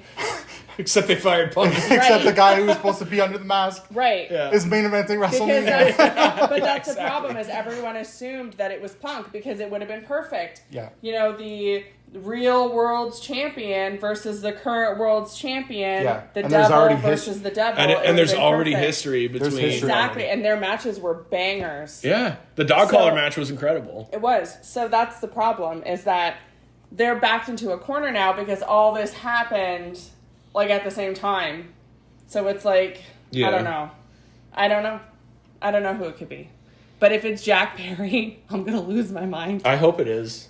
Just I feel like it is because just to prove But once he and just for all. looks too big. He doesn't look... Jack's not that big. I'm going to tell you this: is ESPN going to report that the Devil is Kyle O'Reilly? No. Are they going to report that it's, I don't know, Ziggler? anyone? Jack Perry. At least if they Who don't, else could it possibly be that's not currently active? Like who? there is no Rick one. Boogs. Yeah, Unless it's Osprey. But, I didn't even think of that. but what Because is he hasn't been on what is he TV going to say? since I'm the he Devil, signed. bruv, and then what? Like that's just the end of the Hey, story. they would have an incredible match. Yeah, you can have an incredible match, but There's There's no story the there. payoff to the whole angle isn't it great. makes no sense. No. The whole That's why I think Kyle O'Reilly makes the most sense. I do. they should That's have an just even worse payoff I than know, Osprey. but I think that that's the only one that makes sense because they already have a little unit. Or it's Adam Cole, but he's obviously Bebe. still injured. yeah, that's another problem too. But So that's the if they wanted to problem go is that that- way, he got hurt. Right, he got hurt. So now they're dragging it because if it is him, he's injured. So they can't do anything with him yet. Yeah. Because he happened to land awkwardly when he jumped off the ramp and shatter his ankle. Yeah. Like that's the problem is like sometimes that stuff happens and yeah, you are going to drag it out because they don't usually. The payoffs for AEW are usually quick. Which is nice. Speaking of shattered ankles, remember that Dante Martin spot where he went through two tables You know what? and just snapped his leg? All I have to say is he returned. He returns and gets hurt every time. No, that's his brother. Darius is the one that always gets hurt. Oh, okay. Dante is usually the healthy one. Oh. So what happened is Darius hurts his knee. Dante gets his singles push. Yeah. People latch on to him. Darius comes back, injured again. Dante goes into a singles run again. Mm-hmm. Then he comes back and he gets this injury. Mm-hmm. But he was never the one that was hurt. But he's returned. It's a but he's bad back. injury too. He's back. And the only reason he's back so fast or at all is because he's so young. Yeah. Early He's not 20s. gonna have that forever. No, he's not. But Which that is was exactly just- what Punk was saying to all these young kids. But that was just Save like, your career. the spot was Like, a do you need lot. to take a Canadian destroyer off of a Off of a 20-foot ladder through to two the outside tables? of the ring through two tables. Like, I is that know. necessary? But- why are we doing that? But The spot but is the only injury- remembered because he got hurt. But the injury. If he didn't was get a hurt, we would have fluke. never thought about it again. But like, Yeah. he just landed weird when his foot hit the ground. Like it, you know. You see Oh, his I know. boot, like I just. oh. I died. it was bad. It was so bad. It was really bad. It was bad. But it's just Like Sid jumping off a second rope and we breaking were his just leg talking back. about that. We were just talking about that like a week ago. Yeah. It's crazy. He's just laying there with his leg hanging. Oh, the most gruesome. Oh, it's so bad. But that's not to say that there aren't bad injuries in WWE. Look at Big E. I know, but that's different though. 100%. That's like they're doing a standard move and then it just went wrong. Yeah, Right. that's This one Is, like, it with doesn't Dante matter. Martin, it's like the most absurd, over the top, completely unnecessary move that no one's going to remember a minute after the match is done. And so why are you doing it? Why are you killing yourselves for what? Like, But they look haven't at the really spot done that, Io but did. They haven't really done that since. The- Like, honestly, I will. They've I will notably say toned it down. They've a toned lot. it down a lot. The craziest thing since then was the death match with Swerve and Hangman. Yeah. And really, the crazy part about that really was Hangman drinking the blood. That was so stupid. Yeah, that was Like, why are we doing that? Did you not see the Dark Side of the Ring about Abdullah the Butcher? I know. Like, Right? why are we doing this? But yeah, it's a little bit unnecessary. Like, look at Io's spot at War Games. All she trash did, can? the trash can thing. Oh my god. She did There it was in so NXT many too, and memes. it's still There were classic. so It's- many memes about that. But it's like she just does it so perfect, and it's just they try to make it as safe as possible, and then you remember it. The other one is just absurd. The other stuff that you do in AEW sometimes. Yeah, just but too crazy. But when Yeah. she landed, she actually was it at that spot? She needs someone in the face. Yeah, she need what's her face? Carrie Not- Sane, I think, right? No, not in that spot. It It was wasn't it was a Kyrie. different spot.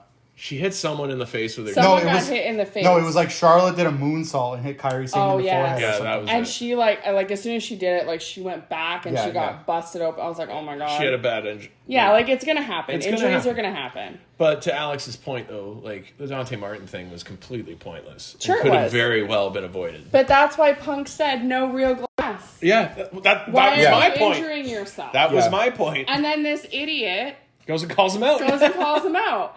Oh, look, it's real glass. Okay. Crimea River. Thanks. all Jerk. Punk wanted to do was help that company. I know.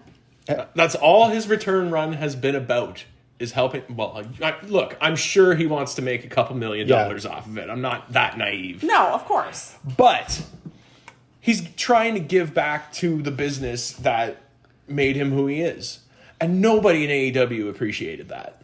No. I don't think. How many pictures have they posted or videos of Punk backstage with people at NXT?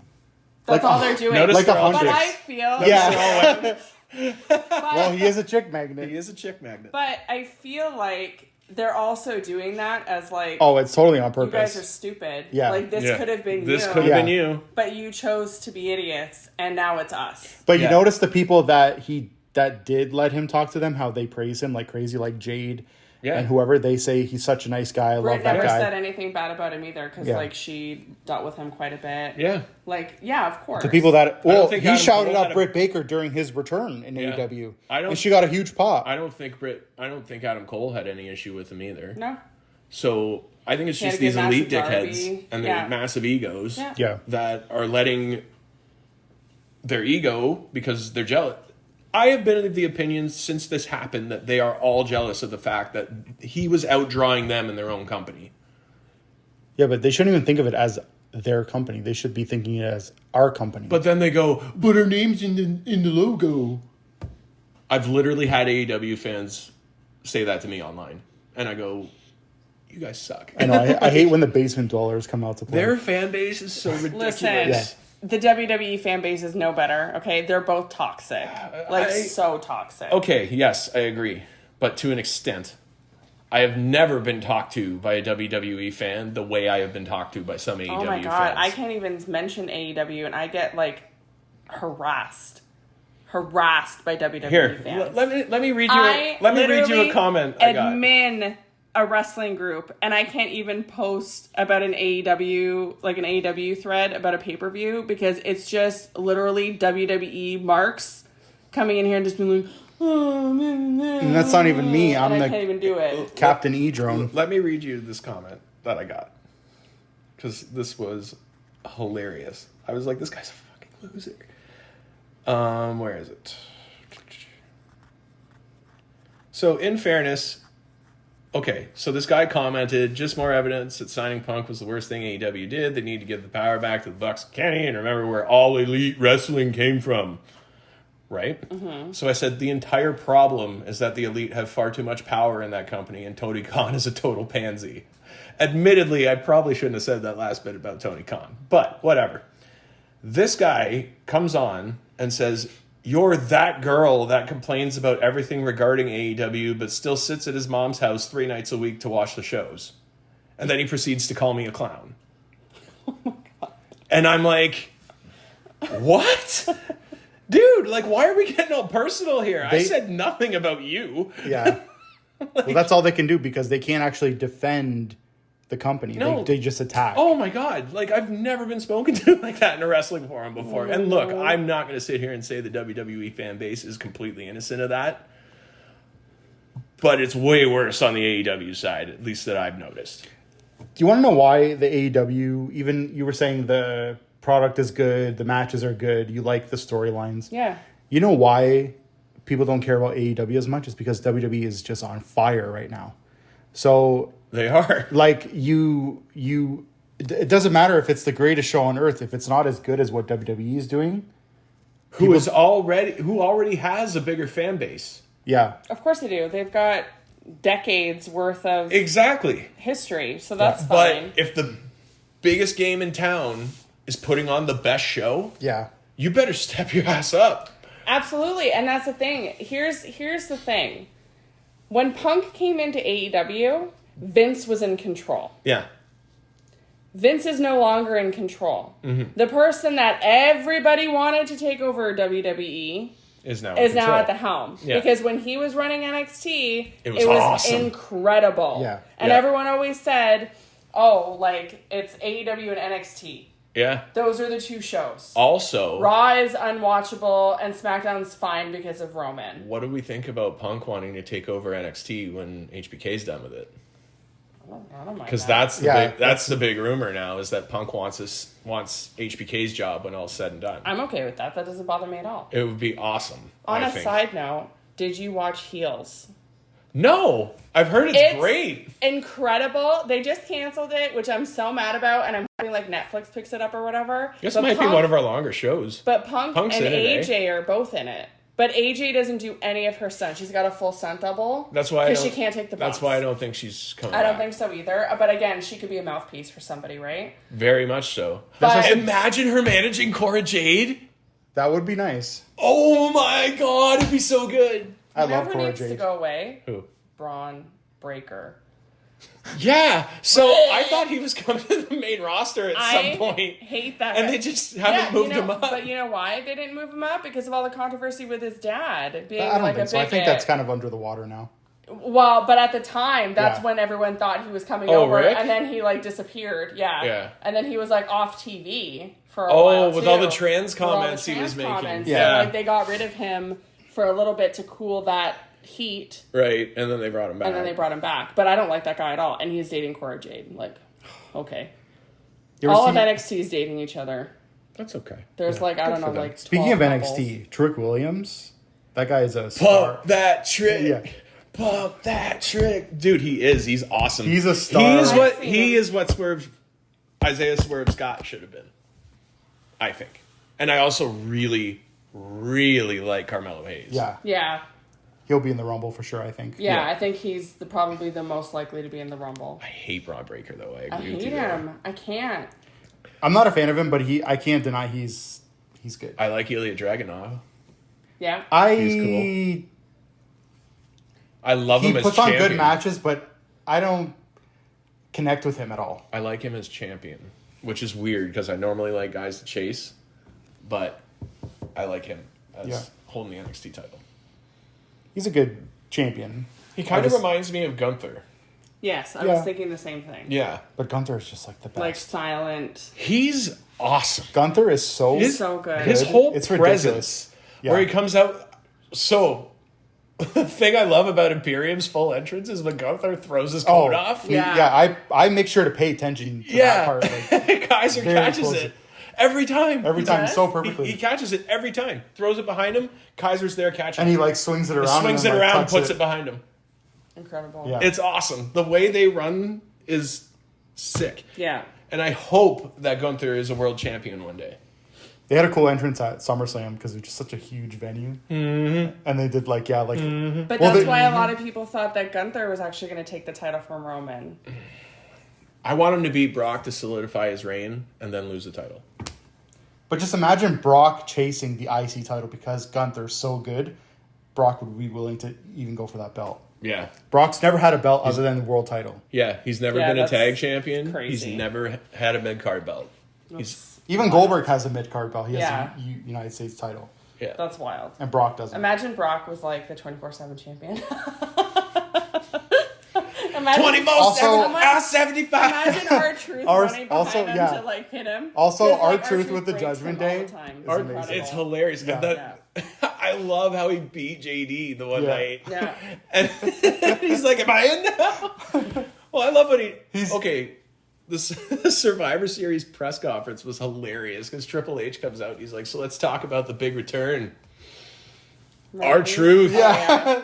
Eating chips. Like, it was hilarious. It was so good. Let's see. Let's go back to our topics here. Yeah, what did we have? We're so off topic. Next up on my list, let's see if we even need to mention it. The fall of AEW. That was the next. So what this is? The What boys this is? came up with that. What this is? Alex and I have a fake documentary planned to air on Peacock called "The Fall of AEW" because they never took off the way they were supposed to. They're just in a nosedive. Literally, the first dance was the last dance at the same time. They never had a peak Listen, like that. And I don't care about All In and how many tickets they sold. you want to have healthy competition because if AEW didn't exist, Triple H would not be trying so hard. I agree. And that is it. No, period. I agree. So you need 90% of this is just to troll you. Yeah, I know. But you need AEW to A, survive, and B, thrive. You need them to because otherwise you get complacent and you don't put on the product that you need to put on. Tell me what AEW has been doing since they got rid of Punk that shows that they're actually trying to be competitive. Nothing. They signed Adam Copeland. And how honestly, and in the show that he made his debut at, that everybody knew he was going to be there, half the arena was empty. And when Punk made his debut, they sold out a Madison Square Garden 10,000 seat. No, I'm talking his AEW debut. It was like a 12,000 seat or 20,000 whatever venue. Well, we didn't sold know it out for on a sure that Adam Copeland was going to be there. Everybody was watching because they were expecting it. Mm-hmm. Listen, I don't. All 800,000. Listen, they would benefit from the Impact business plan of book smaller venues and sell them out.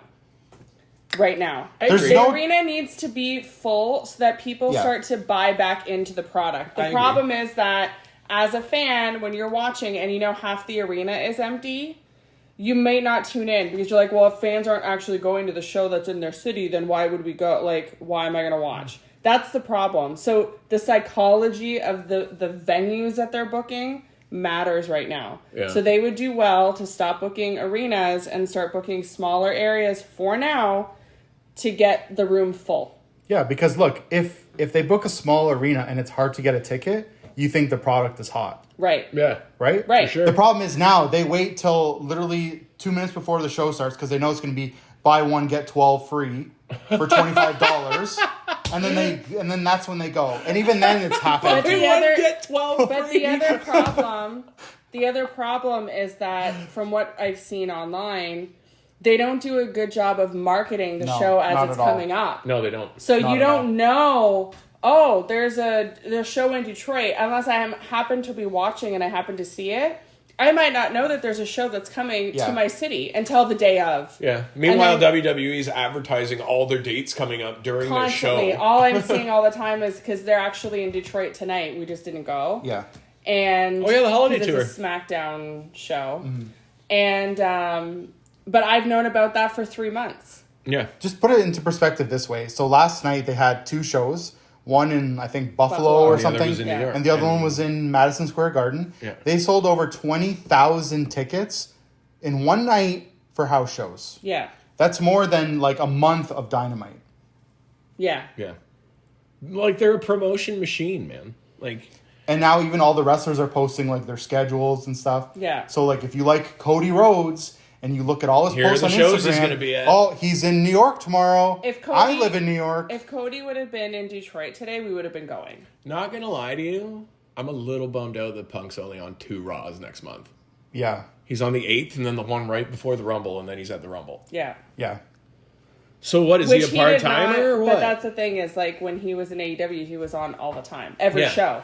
I'm thinking, he did promos, he did everything. He was constantly on TV. I'm thinking, though, him coming back, while I don't think it happened within the 10-day stretch that they talk about, I do think that it threw a wrench into a lot of their plans. Mm-hmm. So they can't really book him on the shows right now because they have other storylines and shit going on. Right. Mm-hmm.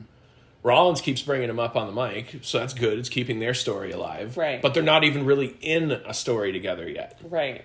Until after the Rumble, I would assume. Yeah, and that's the thing, too, is that if he's on every week, you're expecting some continuation of that story every single week. And why would you do that if you're not even in an angle yet? Yeah. So I understand why they're doing it. It's just a bummer for me as a CM Punk fan. Right. Yeah. Like, I'd be mad if I was a CM Punk fan and I know I'm going to a Raw on January 8th, and that's not one of the ones he's going to be at. Yeah. Right. Right. Because, again, if you didn't go to an AEW show when he was around, which he was injured twice. Yeah.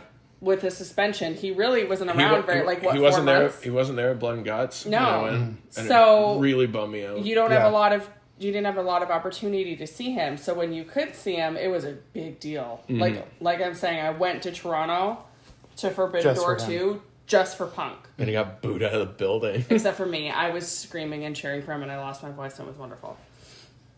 But still, like, you make that effort because you want to go see the talent, right? But if they're not promoting their show, then of course the arena's not selling out. Like, they need to reprioritize their marketing efforts. Yeah, I agree. And I'm saying this as somebody with a lot of marketing knowledge. Yeah, it's literally your life. It's literally my life. They need to reprioritize what they're doing. They need to reprioritize how they're marketing their shows. They need to book different venues and start back up. Yeah. Start to build it right back up. I agree. Mm-hmm. Yes, they were selling out 15,000, 16,000 for a Dynamite back in the day. They're not doing that right now. So they need to get rid of the whole stigma of, oh, hard cam's empty. Yeah. Figure that out. They've got to figure it out. That's the thing, man. Like, part of me thinks that some of those pictures aren't, like, factual. Because you know how, like, you'll see people fill out the floor area, but, like, a lot of people take a lot of time getting to their seats because they want to buy merch or drinks or food or whatever. So I'm thinking people are... And I'm not saying it's every case because, I mean, it's pretty funny to think that AEW is not selling out arenas. But I think people are coming to these shows super early just to take those photos and smear their company. But it's not only that, though. But sometimes you'll see, like, are in the ring. Danielson fighting Samoa Joe in the middle of the ring, and there's that's true. 8 people in the stands. But don't they also shoot, like... Doesn't AEW do dark matches before the show? They do... Because I know... So let me think. I think they do a dark match before, and then they'll usually either tape Rampage or they'll tape Rampage after, right? Yeah. So, again, you guys are right. There are photos of, like, guys like Danielson, who would never be in a dark match. Right. With that in the background. But there are also ones with, like... I don't know. Pick a name. Who's a curtain jerker in AEW? Kenny Omega? Wow, it got hot in here again. The look I just gave him. Yeah, it could be some random... Hangman Adam Page? Guy. Yeah, Not Hangman. some, like, Japanese women wrestlers. I actually hate Hangman more than I hate Omega. I don't hate Omega just because he started the whole Hangman became obsolete the minute Logan Paul did a better... Buckshot Lariat. Yeah. The minute he did that, I was like, well, Hangman just got erased. Can we just shout out to Logan Paul for a second? Hey, I was drinking a Prime earlier tonight. He's incredible.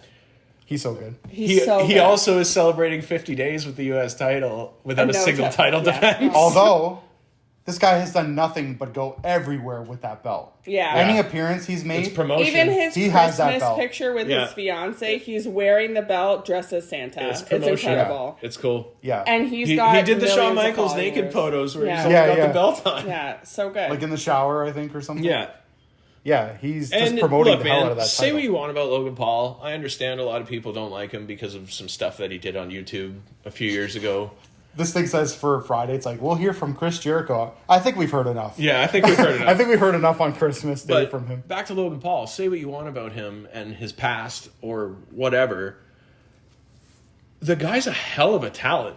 He's only had, 5 matches? Yeah. And they've all banged. Yeah.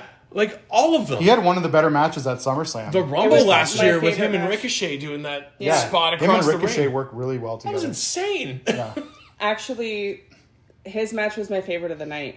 It was good. It was a great match. And he's an awesome heel, calling Yeah. out Samantha yeah. Irvin while he's beating up Ricochet. Yeah. So That was good. so good. So good. Hey, Yeah, you want to announce me as the champion? He's excellent because he has that face of...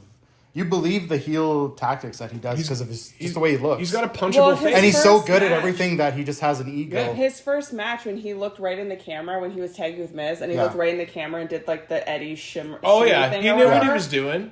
Incredible. It's like Yeah. the gall of you. I looked at Alex and I was like, this guy's incredible. Yeah, Between he's a him and superstar. Bad Bunny, I was like, oh my god. Okay, let's talk about Bad Bunny. Yeah. I've never heard a pop like that. Yeah. Yeah. And that's an arena. That's Yeah. not a stadium. Yeah. Yeah. Yeah, Bad that Bunny- Puerto Rico show was insane. Bad Bunny got a stadium-sized Road Warrior pop. Yeah. In maybe a 15,000 seat arena. Yeah. And the crowd's just so into him. The crowd was insane. that singing night. his song as he walks Yeah, they're out. all He's getting them hopping. all hyped. It turned into a legit concert. Yeah. I'm sure everything was just vibrant. And the drone, they had It the was drone just flying wild. around. Yeah. Oh my god, that entrance was like one of the greatest It ever. was Yeah. wild, man. Yeah. I'm like, okay, whatever. This guy's going to... First of all, his WrestleMania match was pretty decent, Yeah. I thought, Yeah. against Miz and Morrison. Yeah. I mean, sure, they carried him and whatever, but Yeah. he's a celebrity hitting Canadian destroyers. Right. Like, what? I know. No. He's excellent. And then the match with Priest in Puerto Rico. Yeah. Sure, he probably didn't know what he was doing, but my God, was it fun to watch. Yeah, that match should have been the main event for sure. Yeah. And even like Carlito returning in that match, the crowd just went insane. Yeah. Yeah. Like well, that was unexpected. That crowd was amazing. That whole Backlash show was wild. Yeah. Like, from top to bottom, I Yeah. think. Zelina Vega got like a crazy Yeah, she got a reaction. nutty pop. Yeah. Underrated, by the way. Zelina Lady Vega. Gaga, Yeah. absolutely. I definitely think so. This is going You know on. I love this. You know who's truly at fault for this whole season? Oh, here we go. Ooh. Santos Escobar. Oh yeah. Wait, why? Do you ever see those He's at memes? fault Oh, for everything. Yeah. It's his fault for everything. Carlito, yeah. Yeah. Santos Escobar. Santos Escobar. It's That's- his fault for everything. I remember fault when for he everything. debuted in NXT. Who did he beat up? I don't even It was remember. him and Fuego del Sol. Wasn't it? Wasn't that the stable? I can't even remember. I don't remember. I don't remember. But he came out, he unmasked, and then he just looks into the camera because it was the pandemic, right? Yeah. Nobody was there, and he just goes, I am Santos Escobar. It's like, oh, wow. No, he's cool, and I He's hope he has a doing really awesome. good heel run coming up. Yeah. Yeah, he's doing amazing right now. I'm excited for Karrion Kross and AOP. I think that's going to be a... So Listen. I'm glad they're finally doing something with all three of them. Yes. However, booking matters because they Yeah. have tried to repackage and redo all these things with Karrion Kross how many times now, Yeah. and they've all fallen But flat. picture him and AOP with Paul Ellering and Scarlett managing them. Yeah. That's a wicked stable. Now Yeah. is Paul Ellering back as well? Yeah, hope so. he was in the shadow. Oh, he graphic. was? Okay. Yeah, it was all three of them. I hope so. So that's going to be really cool. And I think they could give the Judgment Day a run for their money if they're booked properly. And I think there might even be a bloodline feud involved. Yeah. So, also, fantasy booking possibility here. Okay. What if The Rock comes back in the Royal Rumble? What do you do with Roman then? Well, they're screwed because that has to happen. But they can't put the title on The Rock. No. If they Rock can't. comes back, But Rock's not going to come back to lose. he has to. What if He has to come back and lose to Roman. What That's if it's the a only triple threat? logical thing. Cody... And Rock- Cody beats Rock and Rock... Roman? Yeah. Oh, Cody beats The Rock in the main event. wow. Oh, my God. Listen, if Cody won Money in the Bank and cashed in on a Rock versus Roman, That would be like a awesome. Seth redo. That would be Roman, awesome, like too. Roman loses the belt twice the same way in the main event of WrestleMania. See, 10 years apart, 9 years apart. my ideal scenario, Cody beats Roman at Elimination Chamber. Leads to Roman and Rock at WrestleMania. Cody would then fight... Yeah, okay, never mind. I don't have a dream scenario. The dream is dead. The dream's dead. I really don't have an opponent for Cody to fight. Because I would say, I don't know, Shinsuke. Because originally what I wanted, because we had the Rock. The Rock and Cena around the same time, right? Because the writer's strike and Yeah. whatever. Yeah. I was gonna say have. What was the scenario I had? Have Cody win the Chamber and go to the Mania main event to fight. Or no, shit. What did I had a plan. I was gonna have double main event night 1. Cody versus Roman to finish the story. Night 1? Yes. Roman night 1? Listen, Cody and Roman night 1, and Cena and fucking who was my other guy in this scenario? Orton? Might have been. They could do Cody and AJ. Orton. Winners go on to night 2 to main event the whole thing. So have They could do Cody and Punk. Cody and Punk. Oh yeah, okay, let's do that. Cody and Punk night 1, Rock and Roman night 1. I feel like those two have to fight at some point. Cody and Punk? Yeah. 100%. I loved their interaction backstage. The first Listen, one, I would where love- Cody's just like, so I heard you're entering the Rumble because you want to win it and go to WrestleMania. That's Yeah. interesting. Yeah, that's interesting. Yeah, But that's interesting. And I then think Punk's that- like, yeah, it is. I think Punk loses at WrestleMania when Cody eventually wins, whether it's at Mania or otherwise. Down the line, they feud. I Okay, don't hold want on. them to feud Wait, yet. See, wait, I want wait. Okay, go. Seth beats Punk at Mania. Mm. Punk costs Cody the match against Roman the next night. Oh, I like that. Christina's head explodes. That would be insane. And because then what, the would next never pay-per-view- watch WWE again. Is the next pay-per-view not in France or whatever? Imagine Yeah. the stadium show, Cody versus Punk.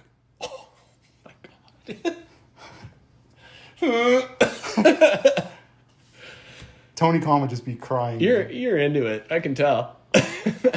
Punk is so pissed I mean, that it would he finally be gets good, to the main except event. for like Cody is my number one guy, so I just can't. Really? Cody is my number one.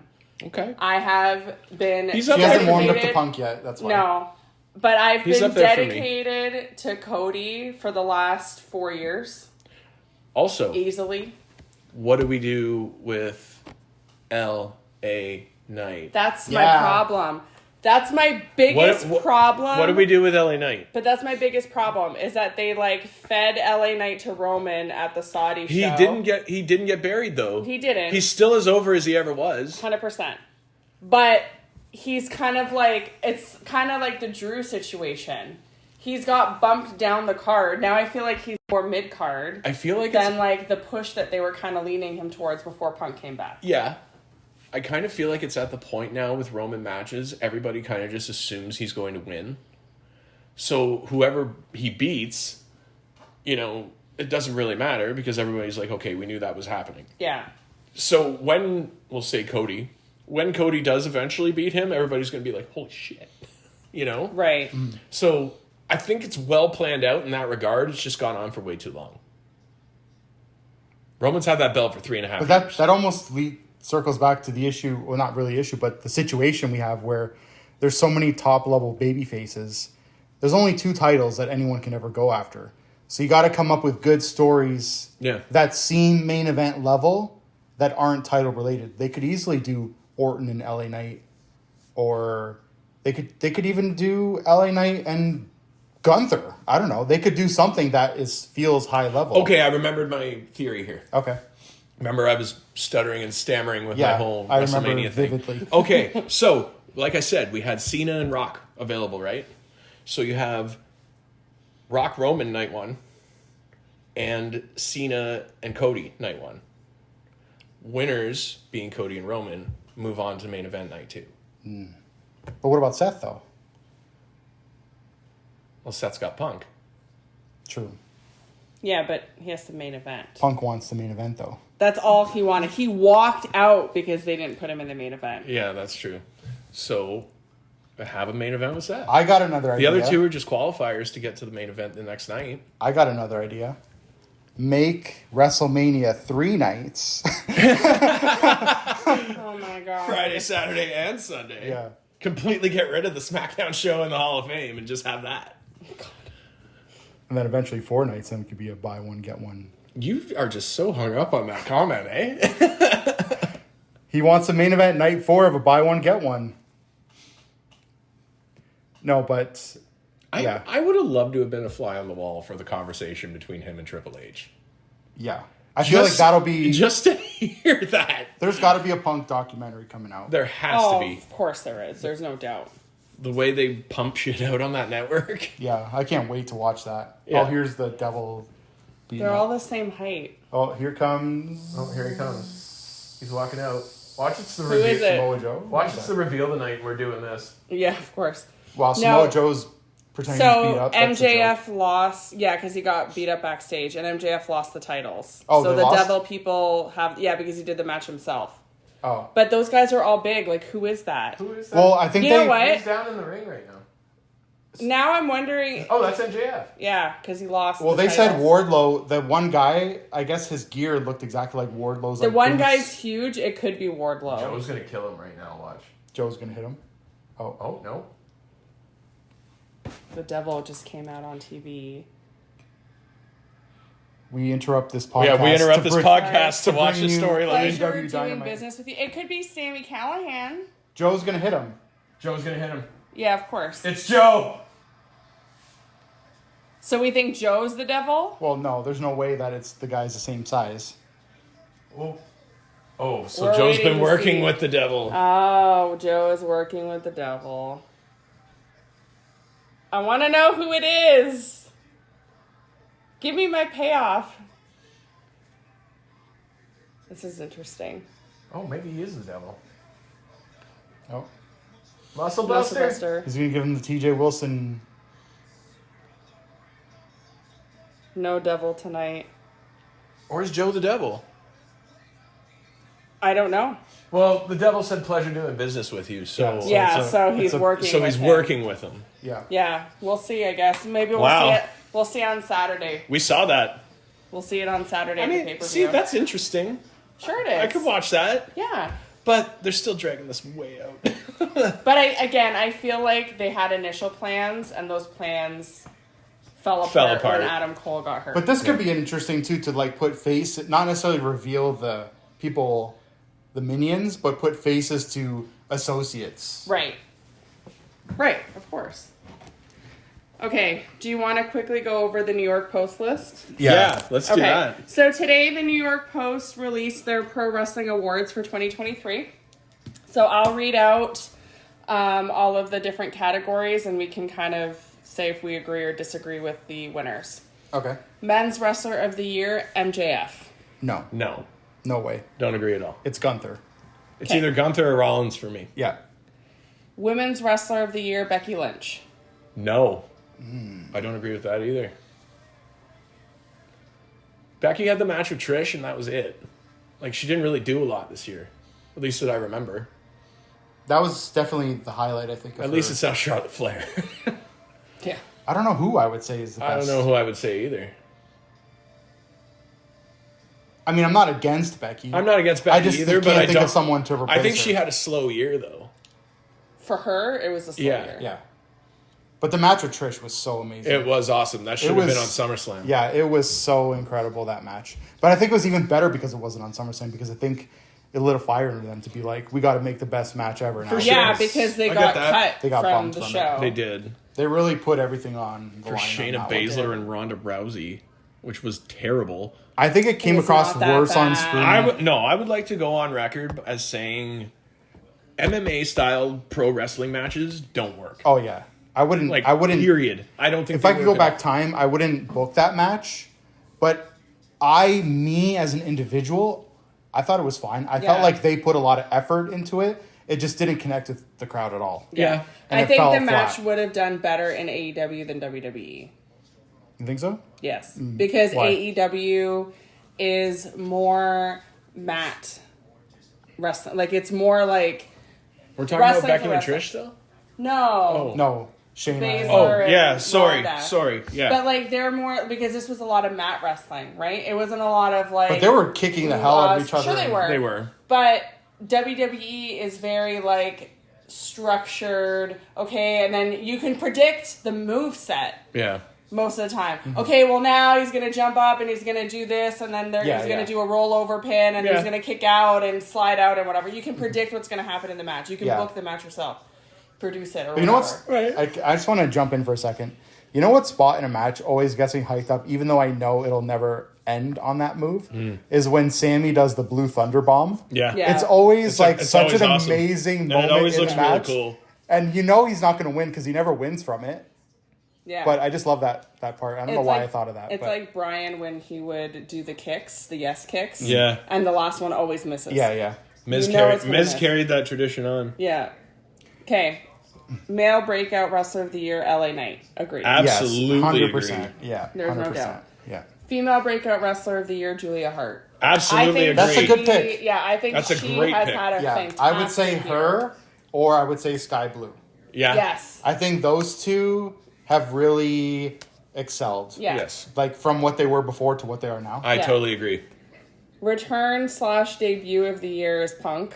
Oh, Yeah. that's like the moment Come of the year. on. That's my whole year. Are you kidding me? It's the worst day of my life. I've never seen a video Oh so my many times God, on repeat. stop. Oh my god, moment of the year. Sammy turns his back on the bloodline at the Royal Rumble. Listen, The pop it got was huge. Listen. I marked hard for it. that was, was an really oh good. my god moment of the year, Yeah. but Punk eclipsed that. Yeah. Punk's return Punk's eclipsed return- that by far. Yeah. If you're talking like storyline moment of the year, Yeah. Sammy turning on the bloodline for sure. Yeah. Moment of the year in general, Punk returning. Match of the year, Omega versus Ospreay 1 in Japan. Was Oh, I'm gonna be honest, I amazing. didn't see it. amazing. I didn't see it either, but I hate Not Omega. like. Oh my god! I haven't rolled my eyes that hard since I last time saw Undertaker. I'm trying to be like him. legit think my 3 favorite matches of the year are Gunther, Drew, and Sheamus. yeah, at that triple Mania. threat at Mania was incredible. unreal. Yeah, that match was incredible. Gunther and Chad Gable on Raw That was wild. was incredible. I forgot about that. Yeah, that match was insane. Trish and Becky was Trish and for Becky me, was up just there like too. shockingly amazing. Yeah. I- Look, I really like Sammy and Roman at the Chamber. Yes, That was really Sammy good. and Roman at the Chamber was amazing. Sammy and Kevin against the Usos at Mania Night 1, Yeah, I thought was so that was good. good too. Cody and Brock was good at Cody and SummerSlam. Brock, Cody and Brock was and amazing at at SummerSlam was SummerSlam. their Yeah. best match out Yeah. of the 3 for sure. It was so good. There are a lot. There was a lot of There good were a matches. lot of good matches this I year. didn't see for me for AEW. It's my thing is I'll keep up with like what's happening storyline wise or like with certain wrestlers, but I'm not necessarily watching any of the matches. I watched All In. Like that whole show to me was actually really good. Mm-hmm. Punk and Joe was really good. That's the It only one that was. I saw. Thank God they had a good match. Like at least his last match Yeah. was a good match. Oh, Yeah. and I it saw wasn't, like, awful. MJF Yeah. and Adam Cole. Those are the only 2 that I watched. MJF and Adam Cole wasn't bad either. The whole card was good. It's just unfortunate that what happens is that their pay-per-view is good, but backstage shenanigans take over, Yeah. and then you don't remember the pay-per-view. You just remember, oh, well, that was Brawl Out, and that was when this happened, and that was when that happened. Cry me a river. You know, that's the problem. This little speck of a person. Hold on, Call breakout out star CM of the year, Jack Perry. Ugh. Hey, you know what? Women's Wrestler of the Year, Rhea. Absolutely. Rhea would have been my choice. Absolutely. Yeah. Rhea Who isn't in love with her? I'm sorry, I missed the match. Rhea and Charlotte at WrestleMania. Yeah. Was Oh my god. It was so good. That match was wow. It just sucks she doesn't defend the title more. Agreed. Like, she only has like 2 title defenses every few months. You know what it is? I think it's hard for them to come up with a storyline with her and other women. And she's so involved in the Judgment Day, too. Right. That's why. So She has more appeal doing Judgment Day business than her own business. it's true. Except, and maybe I'm in the minority here, I think Rhea's best opponent is coming up soon. It's going to be Liv Morgan. I think her and Liv, I know, don't give me that look. What? I'm glad this is an audio podcast. And that's no disrespect to Liv Morgan. I love Liv Morgan. I just think they have the right. But I think they have a story. When together, Liv though. Morgan is they in were the tag partners. when Liv Morgan's in the title picture, I don't like her. Even if she's chasing. Even if she's chasing, I like her chasing. Like I don't like her as champ. Okay, you know what? Yeah, we'll go with that. I completely renege what I just said to you. Okay.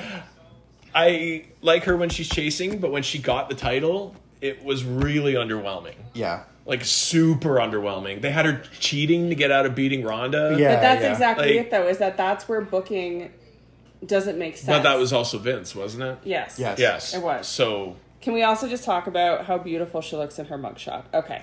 Oh my god. Well, I mean, she looks beautiful anyway. I know, but she looks so she good on looks mugshot. like that's the best looking mugshot. She got I've ever over with seen. me. It got hot again in here. Okay, storyline of the year, the Bloodline. No. It's run its course. It needs to stop. I would say Sammy turning on the Bloodline was awesome.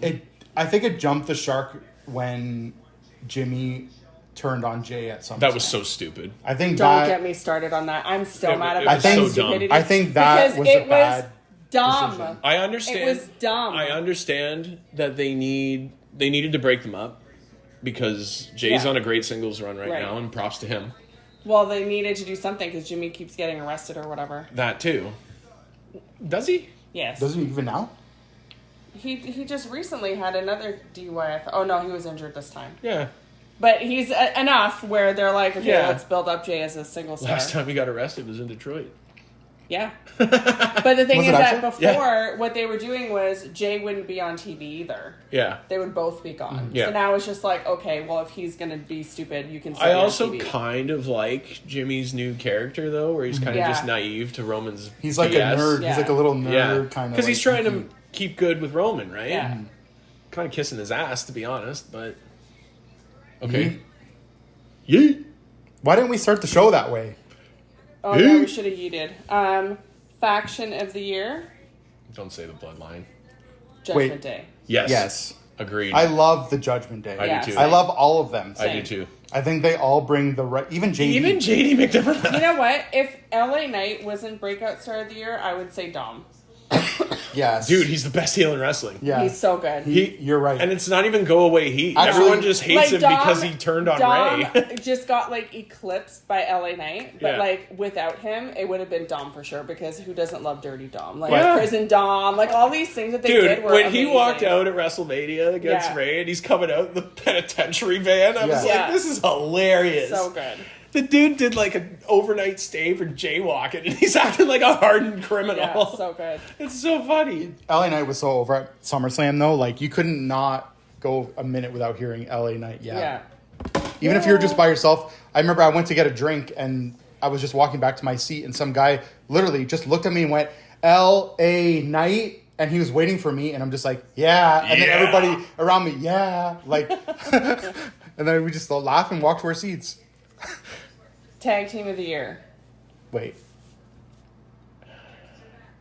I want to say Finn and Priest. Or KO and Sammy. I don't even know. It's going to be someone lame. It's going to be the like Young something Bucks. stupid like FTR. It is FTR. Oh. No. What do you They mean? weren't even on TV. They're barely on TV anymore. We don't even know what their names are. It's FTR Well, hair and the FTR one- bald. The one got arrested and stuff, so I think they've been kind of off because they're trying to do Oh, the the gun thing. Okay, but Arn why, Anderson why style? are they the team of the year then? Because their matches are amazing. But they're never around to have them. Sure they are. Okay, their match, which ended up being Jay Briscoe's last match, was incredible last year. I don't think I saw it. But that's last year, though. Well, last December. Okay. Well, you bring But up they the were Briscoes. still like all champions for all the companies. Can at we that talk point. about how No. What's His Nuts decided to go off because apparently them boys is their thing? It has been their thing. Them boys has been around forever. Yes, as their thing. No, it's a Dallas Cowboys thing. Doesn't matter. Has nothing to do with the Briscoes. Doesn't matter. Promo of the year. Wait. Think about this one, Alex, because we've discussed. I'm here to this make friends, promo. not money. Tony Khan's. Yeah. I was just going to say that. I thought you said the opposite. Yeah, that's Tony Khan's catchphrase. I feared for my life. Yeah. I'm not here to make money. I'm here to make friends. Be serious. I feared for my life. Yeah. While his eyes are just beaming. Promo of the year? You specifically told me to watch the recording of Raw. I think Raw to see this promo. Promo of the year. Oh. Santos Escobar. No. He had a really good promo, though. His heel turn promo was Yeah, awesome. it was so Where he great. was trying to justify what he did to Ray. Yeah, and he wanted Ray to get an infection and get his leg amputated. Amazing. It was hilarious. Promo of the year, and I told you you need to watch it? Oh my god, I'm drawing a blank. What show was it on? Raw. On Raw. McIntyre? What is it? I don't know. Cody and Sammy. Oh, yeah. Yeah. From way early in the year, right? It was before Sammy fought Roman in Montreal. Right. Yeah. So yeah, it was early in the year. Yeah. And was Cody good. gave him the seal of approval to Yeah. win. Yeah. That was a good promo. Because he's like, I mean, it doesn't matter who's champion. I'm Actually, coming for the I belt. really liked when it was Sammy, Cody, and Kevin Owens talking about Jey Uso coming Yeah. to Raw. That And was Right. awesome. And KO Yeah. didn't trust him. Yeah, that was Yeah. an awesome segment. I like that. Because KO's like, all right, man, you want to trust him? Cool. Yeah. Pay-per-view of the year. Survivor God. Series. I actually, Survivor Series was actually not good, really. It was a pretty good show. I'm gonna say- the War Games matches were good. The girls' War Games match was good. The men's was. I'm gonna say Mania Night 1. Mania Night 1 was really good, too. Okay, yeah, Mania Night 1. Forbidden Door 2. Gross. Oh, A pay-per-view that I was at. Oh, look. A bunch of nobodies I don't Yeah. It was care about. incredible. Brian Danielson came out to the greatest and fought- song fought who? Ever. Who'd he Final fight? Countdown. Okada. Who? So stupid. Okada. Who? Shut up. And then he broke his arm. but see, that show has no storylines or anything, so that's what I can't stand about It's AEW just, shows. It's just stream matches. I want to know why people are fighting. I don't just want to see people fighting. If I miss Raw, do you know what parts of Raw I watch? All the in-ring The promos, storylines. all the backstage Yeah. segments, I and don't then watch maybe I'll matches. catch the end of the main event. That's Yeah. it. Yeah. I don't True. watch the matches because the matches aren't always the story. Sometimes the story is what happens before the match. Yeah. Manager of the year. Don Callis. I already saw the list, I think.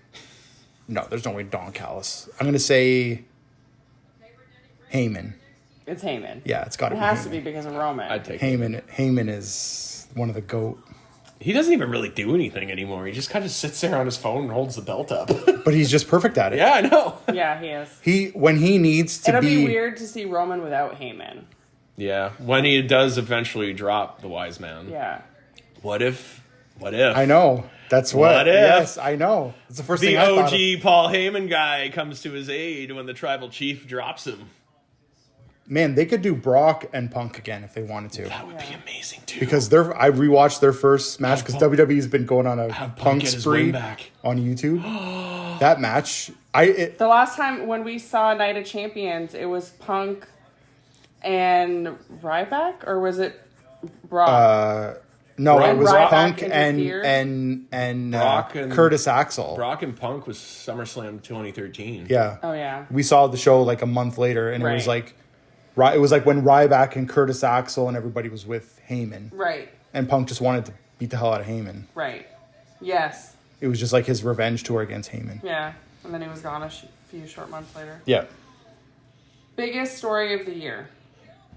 Okay, is this storyline or story? Story. Brawl out. Anything with it has something to do Anything with with Punk and AEW. Brawl out or his return to WWE. Yeah. WWE being sold to Endeavor. Yeah. Okay. Yeah. That's a big Okay. deal. Yeah. That's huge. That's a big deal. Yeah.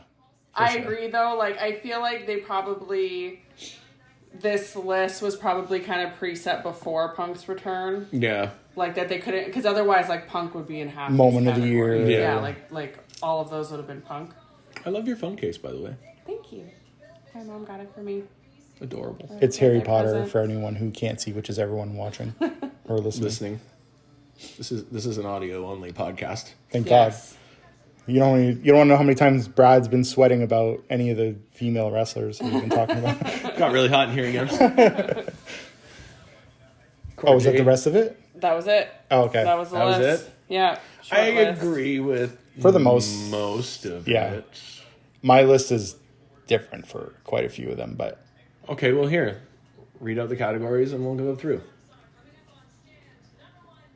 Well, we talked about some of them already. So we would have picked Rhea for Women's Wrestler of the Year for sure. I can't believe Becky got it. Yeah, Well- she didn't do anything. She had the match with Trish, and that was it. Yeah, that was it. oh yeah, why didn't I think of Rhea when we were talking about Becky? She didn't come to mind for some reason. Men's Wrestler of the Year. Gunther. Gunther. It has to be Gunther. Yeah, Yeah, I'd say agreed. Gunther. So we agree. Or about- LA Knight. I feel like LA Knight deserves recognition there too. Well, he was more He's like breakout. Yeah. And I agree with him. A breakout with Dom as like a very close Yeah. runner-up. Yeah. Female breakout star, we agreed with Julia Hart. We're fine with that. Yeah, I'm fine with that. I can't think of anyone aside from Sky Blue. I can't really think of anyone Yeah, else. Maybe it's Toni those two. Storm. Because, Tiffany like, Stratton, maybe. Yeah. Timeless Toni Storm is Toni awesome. Storm. She's up there. She's so funny. But I wouldn't say breakout because she's been around. yeah. I guess. Tiffany She's- Stratton's a good one. Yeah. Yeah. Tiffany Stratton's really good. Yeah, I didn't she's, think of that. She's so good, actually. There's no other return that matters. Her match with Becky on NXT, I don't know if you've seen Yeah, that one. I don't Oh. really think there's another return that matters over Punk. No. Like- no one. Like, Like who else who? returned? R-Truth. Trish Randy. Orton. Oh, Randy and AJ. yeah. Man, the fact that within like a 10-minute span we got Randy's return and Punk. And CM Punk. It's just like, And R-Truth like an hour before. yeah. yeah, it was pretty wild. R-Truth got Eating a huge chips. Yeah, R-Truth got a huge pop though for a backstage segment. Oh, he was hilarious. Because he's awesome. Yeah. He's awesome. Everyone loves him. I just remember the feeling when it was counting down to Randy supposedly coming out for the Survivor Series, and my heart was just pounding. I didn't know what was going to happen. Yeah. Is it going to just be But Punk? Are they that's why swerving when us? Randy came out, I was like, But the pop that he got though, breathe. like I thought, oh no, like I'm glad they did this story of like the people want Randy and not just like, oh, we expect Randy, so we're gonna just cheer for Punk because we want Punk more. Yeah. But they made you want Randy, and when Yeah. you heard the I Hear Voices, the place just went insane. Yeah, everyone wanted Randy to come back. yeah. Like if you actually listen to Randy's pop and Punk's pop, Because I don't think... they're like about the same. I about the don't same. think, though, that anybody was actually expecting Punk to come back. I think it's so unbelievable. Far-fetched. Well, that's it, right? Yeah. Nobody in a million years thought it would happen. Even if Sean Ross Sapp said he's sitting backstage, it's still like It's like, yeah, okay. I won't believe it till I see it. I don't believe a lot of what SRS says anyway. Yeah, he's wild. He got into it on Twitter yesterday. He's weird. Or X, whatever. Okay. Oh my God, moment of the year. Punk. Punk, Sammy turning on the bloodline was good. Yeah. That was good. I would even say Jay pinning Roman in the tag match was Jade huge. Cargill signing with WWE. That was That's huge, huge. too. Yeah. I did not, because she literally Christina was like, so on excited.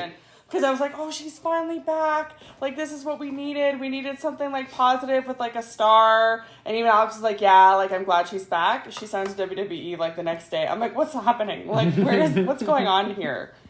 If they had a category for feel good moment of the year, it was Sammy and Kevin bringing Jerry Lawler out on Raw or whatever show it was. Yeah. When he his was off stroke. for his stroke and They he were came in- out. Oh, They were in Memphis. Yeah. so emotional. Oh, It was good stuff. I Yeah. cried too much. What a great moment. Oh, another oh my god moment, which is like terrible, like a terrible moment, but it was still like so shocking that Bray. like I'm not over it. Was Bray? Yeah. Like Alex called me, I thought for sure she would have, apart. because usually Christina's quick on hearing I stuff. was the Bray mark for everybody Yeah. that used to listen to this show when we recorded it on a somewhat regular basis. Yeah. Yeah, remember there's that picture of you pointing to like the sign at the Don't college. It's like vote for Bray. Yeah. So that hurt, man. That Yeah. stung a lot. Bray Wyatt was one of my favorites. Yeah. Yeah, that was just It's still Even feels though I like wasn't really digging his return storyline either. You know what I mean? Like, they Yeah. kind of butchered it. Like, the whole Uncle Howdy thing was a little weird. yeah. But that was the whole point, I guess. But And his last match was with LA Knight. with LA Knight. So that's an honor Yeah. for LA Knight. Absolutely. But yeah, that was awful. Yeah. Awful. It was so sad. Actually, you know what else was an oh my god moment of the year? Sorry to like change the subject. Undertaker on NXT. Yeah. Oh my god! For the NXT that they pumped up with John Cena and Cody and Undertaker and all this crap because Dynamite moved to a Tuesday. LA Knight was Yeah, a it was special Not referee. on their own accord, is they had no choice. It was They had awesome. to move, and then they decided to just like jack up NXT. I've never been so mad. What a petty company! I loved that whole thing. So petty. What a petty company. Okay. Petty company, all right? Oh, here we go. Let's talk about Tony Khan talking about Vince McMahon and how disgusting he is, and then hiring Ric disgusting. Flair. Yeah, I know, but still. But he didn't hire Ric Flair actually. So He allowed company- him on his television Yes, program. because the company that does Flair's energy drinks is paying for Flair's appearances, so it's not really them. So it's fine. Oh, so it's fine. Yes. it Okay. is. I just hope he didn't whip it out and do a propeller to anybody backstage. Well, I'm sure he's not the only one. Wearing only his robe. So we talked about match of the year already. You guys There was so listed many. off so many. There's so many choices. What was the one that they picked? Oh, Omega and Osprey. yeah. I'm sure it was great. My, I just my It buddy was. is texting me right now about Dynamite, and he's like, "You know it's Adam Cole, it's the devil." And I'm like, "I don't know, man." I don't know that, but I like that there's mystery. I don't want to be disappointed. If it's Jack Perry, I can't. I'm tweeting Tony myself. Although Jack Perry would be a good goon to be in that group. Sure. Yes. Yes. Like not even in a like a But all the guys sarcastic, but all like- the guys that were out looked like all like Wardlow size. They were all big. But who better to be? I mean, he doesn't Who have better than necessarily. Canyon? Yeah, he doesn't have to be. He doesn't have to be the leader. But imagine like here's one of our like most loyal members of like the Devils group or whatever they're called. Boom, Yeah. takes the hood off. Jack Perry. Yeah. It brings instant heat to the group. I'm And if you surround him not as the leader, not as the focus, but with other people, it might suppress the hate. the hate. Yeah. They need to do something because I hate him for life. There's a lot of hate on this side of the table. There is. Storyline of the year. What did they say? Bloodline. What did we say? Punk. Well, Punk and AEW. Yeah, Oh, like as a brawl out. storyline though of the year or story of the year? Storyline of the year. Story of the year was Endeavor. Story of the Year is a great band. Actually, They are. okay, maybe hot take.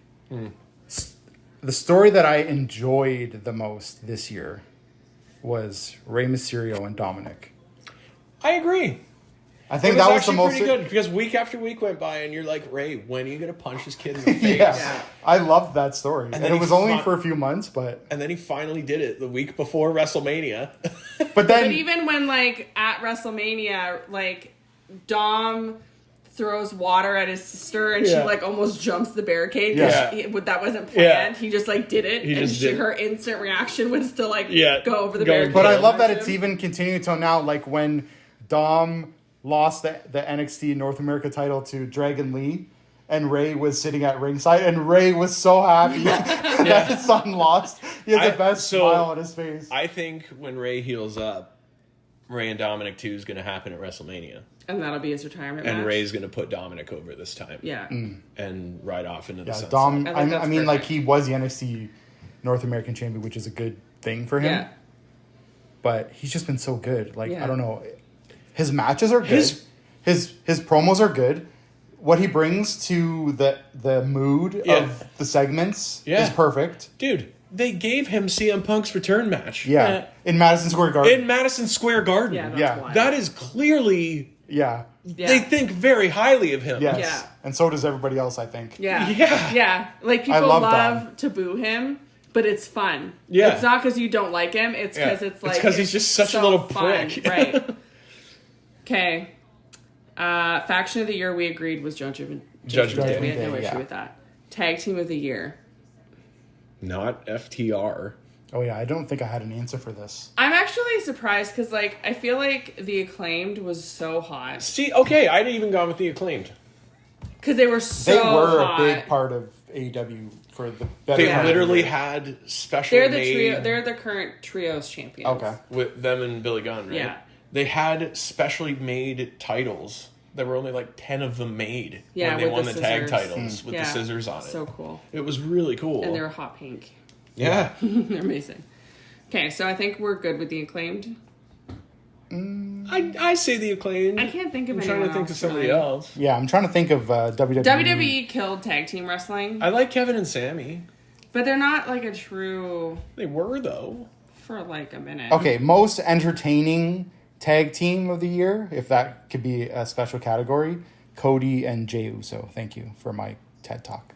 I'll see you later. Well, Cody just and- their little And Jay, scrum. when they did their press media thing, conference, yeah, that and alone, I was Jay's like, I love these guys. clearly drunk off Yeah. his ass. He just walks. He doesn't even know where to sit down. But Cody was also tipsy Yeah, because he was trying, but he couldn't. Cody hold had it some together. fun for sure, Yeah. but Jay Yeah. was way more fucked up. Yeah, agreed. Promo of the year. I agree, Cody and Sammy. I thought that one was yeah. really That good. one Yeah. was. I'd go with that. Or wait, you know what? I got one even better than that. Cody and Paul Heyman. Yeah, Yes. that was good too. Yes. Where they were talking about Dusty. Before Yeah. me. Even Cody and Roman when they were talking about Dusty. Oh, And yo, Roman says that I'm the son So- he always wanted or whatever. I'm about to do something right now that you're probably not going to like, but puts the belts on the floor. Yeah. And Cody's just like, you son of a bitch. Dude, it was awesome. Yeah. I It's love You that. ever won one of these before? Yeah, you ever won that? You ever won that one? You ever main evented WrestleMania before? Yeah. So pay-per-view of the year, you guys both said Mania 1. Yeah. Mania Night 1. That's what I Mania thought. Night yeah. 1 would be mine, yeah. Okay. Or Backlash. Backlash in Puerto Rico. Yeah. Backlash in Puerto Rico was insane. Yeah. Even Chamber, I feel like anytime they do a pay-per-view that's not just like US, it's It's always always just wild. Well, incredible. it's because all the foreign crowds are hot, right? Right. Yeah, super hot. So Chamber in that Montreal. Backlash show, though, man, that's proof that a crowd can make a show. Yeah. Yeah. Like, the crowd was so hot for everything. It wasn't just Zelina Vega or Bad Bunny or any of the Yeah. Puerto Rican guys that were coming out. They were really into everything. Yeah. But that's just like the crowds that we used to get for the Raw after Mania. They used to be Speaking just of which, on fire. I hope they do something this year. yeah, they haven't Yeah, done last year was anything. not- It was Raw after awful. Mania last year sucked. It did. Yeah. It sucked. Who did we get? We got a return, but that was it. Can't even remember. Did we even get a return? I don't even I think don't we even did. remember. I That's think how- we thought we were that's how going to get a unmemorable return it and we was. didn't.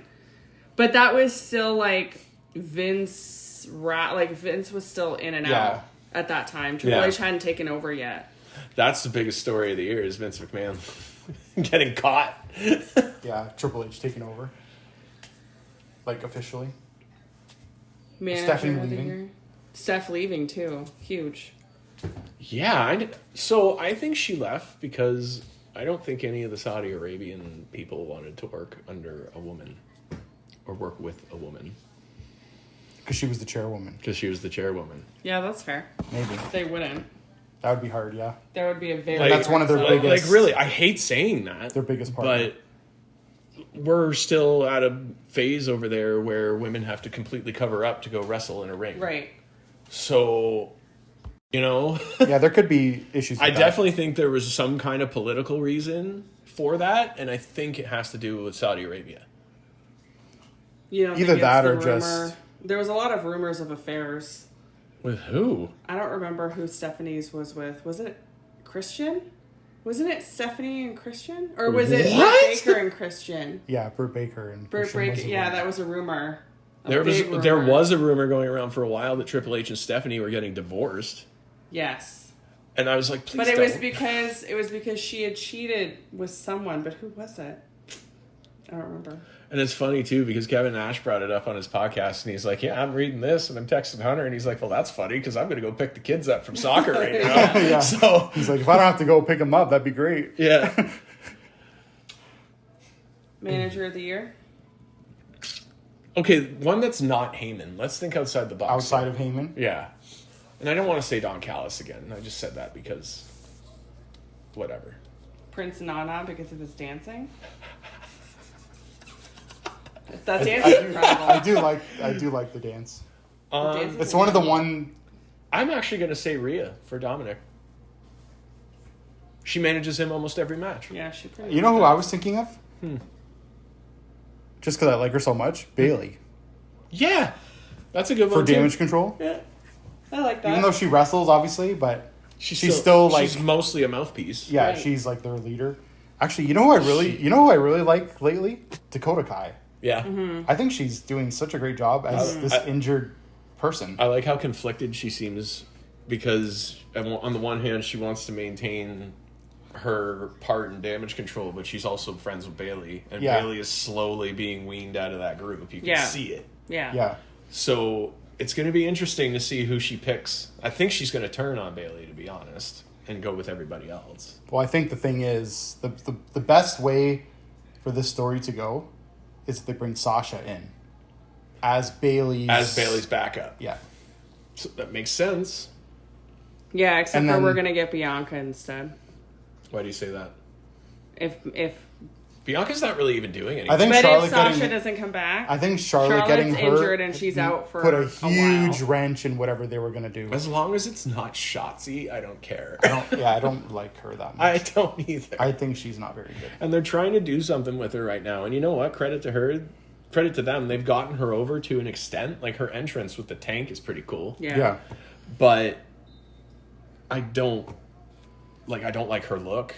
I don't think she's very good in ring. There's a I lot liked her about better in NXT. Yeah, exactly. When she was hosting Halloween Havoc. Yeah. Yeah. I don't like And her doing hair. that over the top, like, spooky voice. Yeah. I miss her hair. Her hair was Yeah, better but she long. cut her hair for her sister. I know. I So get that. I know I why. wasn't going to Yeah. pick on that. I know why. I just say I prefer. I mean, I it's don't the think Hellraiser Yeah, look I don't like how she's styling it. Yeah. Like it just looks. She reminds me of the doll from Toy Story with like the spider legs. Oh. You know the The doll. baby? Yeah. The baby Missing doll the with eye? like the eye. That's what she reminds me of with the hairstyle. That's funny. I love what she did like for her sister, but I don't like how it's being styled. I cannot wait to listen to this back, by the way. I know. Yeah. And then the last one was biggest story of the year. So there's a lot. There's Vince, the whole Vince saga. anything There's with- all of the Vin- backstage politics with yeah. AEW and Punk. Oh, Yeah. It's hard to look past those two. it There's is so really many hard. huge stories, though. Because those, like, dominated everything, right? Yeah. Yeah, because that's- selling WWE and then But that's the everything problem, with though, AEW. right? Is that, again, if they had an amazing show, all anyone was talking about was CM Punk, CM Punk, who wasn't on the show fighting. anymore. Oh, like Punk's match was first so that he could leave before the Bucks get there. Like all of that stuff Yeah, was like so- all anyone was talking it was about, dumb. right? Even on Christmas Day, if you went on Twitter, it was all about Jericho and Stephen P. New Right. and all this Okay, NDA. I've been waiting this entire conversation to go off on Chris Jericho. That guy needs to retire, get off my fucking TV, and just vanish. I'm sick of him. I'm sick of Fozzy. I'm sick of his stupid game show hosting gigs that he does. I'm sick of all of it. His You are- bad movies. His bad movies, dude. Okay, I love Terrifier 2. I can't say anything. I haven't seen it. It's so good. If you like slasher movies. But it's like super bloody and gross, and if you're into that kind of thing. Sometimes. But yeah, I just need Jericho to go away, man. I'm so sick of him. Yeah, he needs his Twitter removed for sure. He needs to just remove himself from the public eye and not be around anymore. And you like Fozzy, really? You know how many times I've seen Fozzy? You know how many Jericho cruises I've been on? You've I've been on seen 3. Fozzy? Oh my God. I've seen I've Fozzy seen Fozzy very many 3 times. Imagine spending money to see Fozzy. I didn't spend money to see Fozzy. I spent money to meet like 75 I've been to a wrestlers. Fozzy concert In specifically Windsor. in Windsor. And It was at Jericho the Blind actually Dog. It was talks gross. about that show because it was booked. There's a lot of drama on how it was booked and stuff. And Jericho actually calls out Windsor in his book. Does he? About how much he hated everything that happened. I want to with read that show. part. Yeah. I haven't read it myself, but I know that there's a lot of controversy, but I don't want to get into it because I know people involved. I want to... Fair enough. I want to read about that. Yeah. That's hilarious, actually. Mm-hmm. Yep. Yeah, Jericho needs to just settle down. He needs to stop go away. Putting himself in Stop trying to be business. relevant. You're not relevant anymore. Go away. And He now can be he's relevant just by being himself. like, why is he congratulating CM Punk on his return Well, after? Well, because then calling it makes us cancer. talk about him. Yeah, well, That's yeah, why. That's exactly. He does everything for attention. That's exactly it. Punk hates that guy because he thinks he's a snake. Called him a cancer, which is why he didn't because Jericho reached out to Punk when Punk left WWE and asked him to be on Talk is Jericho, and Punk said absolutely not. Yeah, and would not go on his show and did his own podcast with Cole Cabana. Which led to them. Well, not then being friends. apparently Jericho wanted to work with Punk in AEW, right? And Punk didn't want to do that either. Yeah. So Jericho, because again, Punk wasn't there to work with bigger names. He was there to work with younger talent. Right. He said when his first promo was, "I want to work with Darby Allin. I want to work with Jungle, whatever." MJF. Yeah, MJF. Like You know? he listed off the pillars. He listed off like people that were young that he wanted to work with. Sammy Guevara, I think, whatever. Yeah. Put Britt Baker over hard. Right. Yeah. And then, stupid Jack Perry.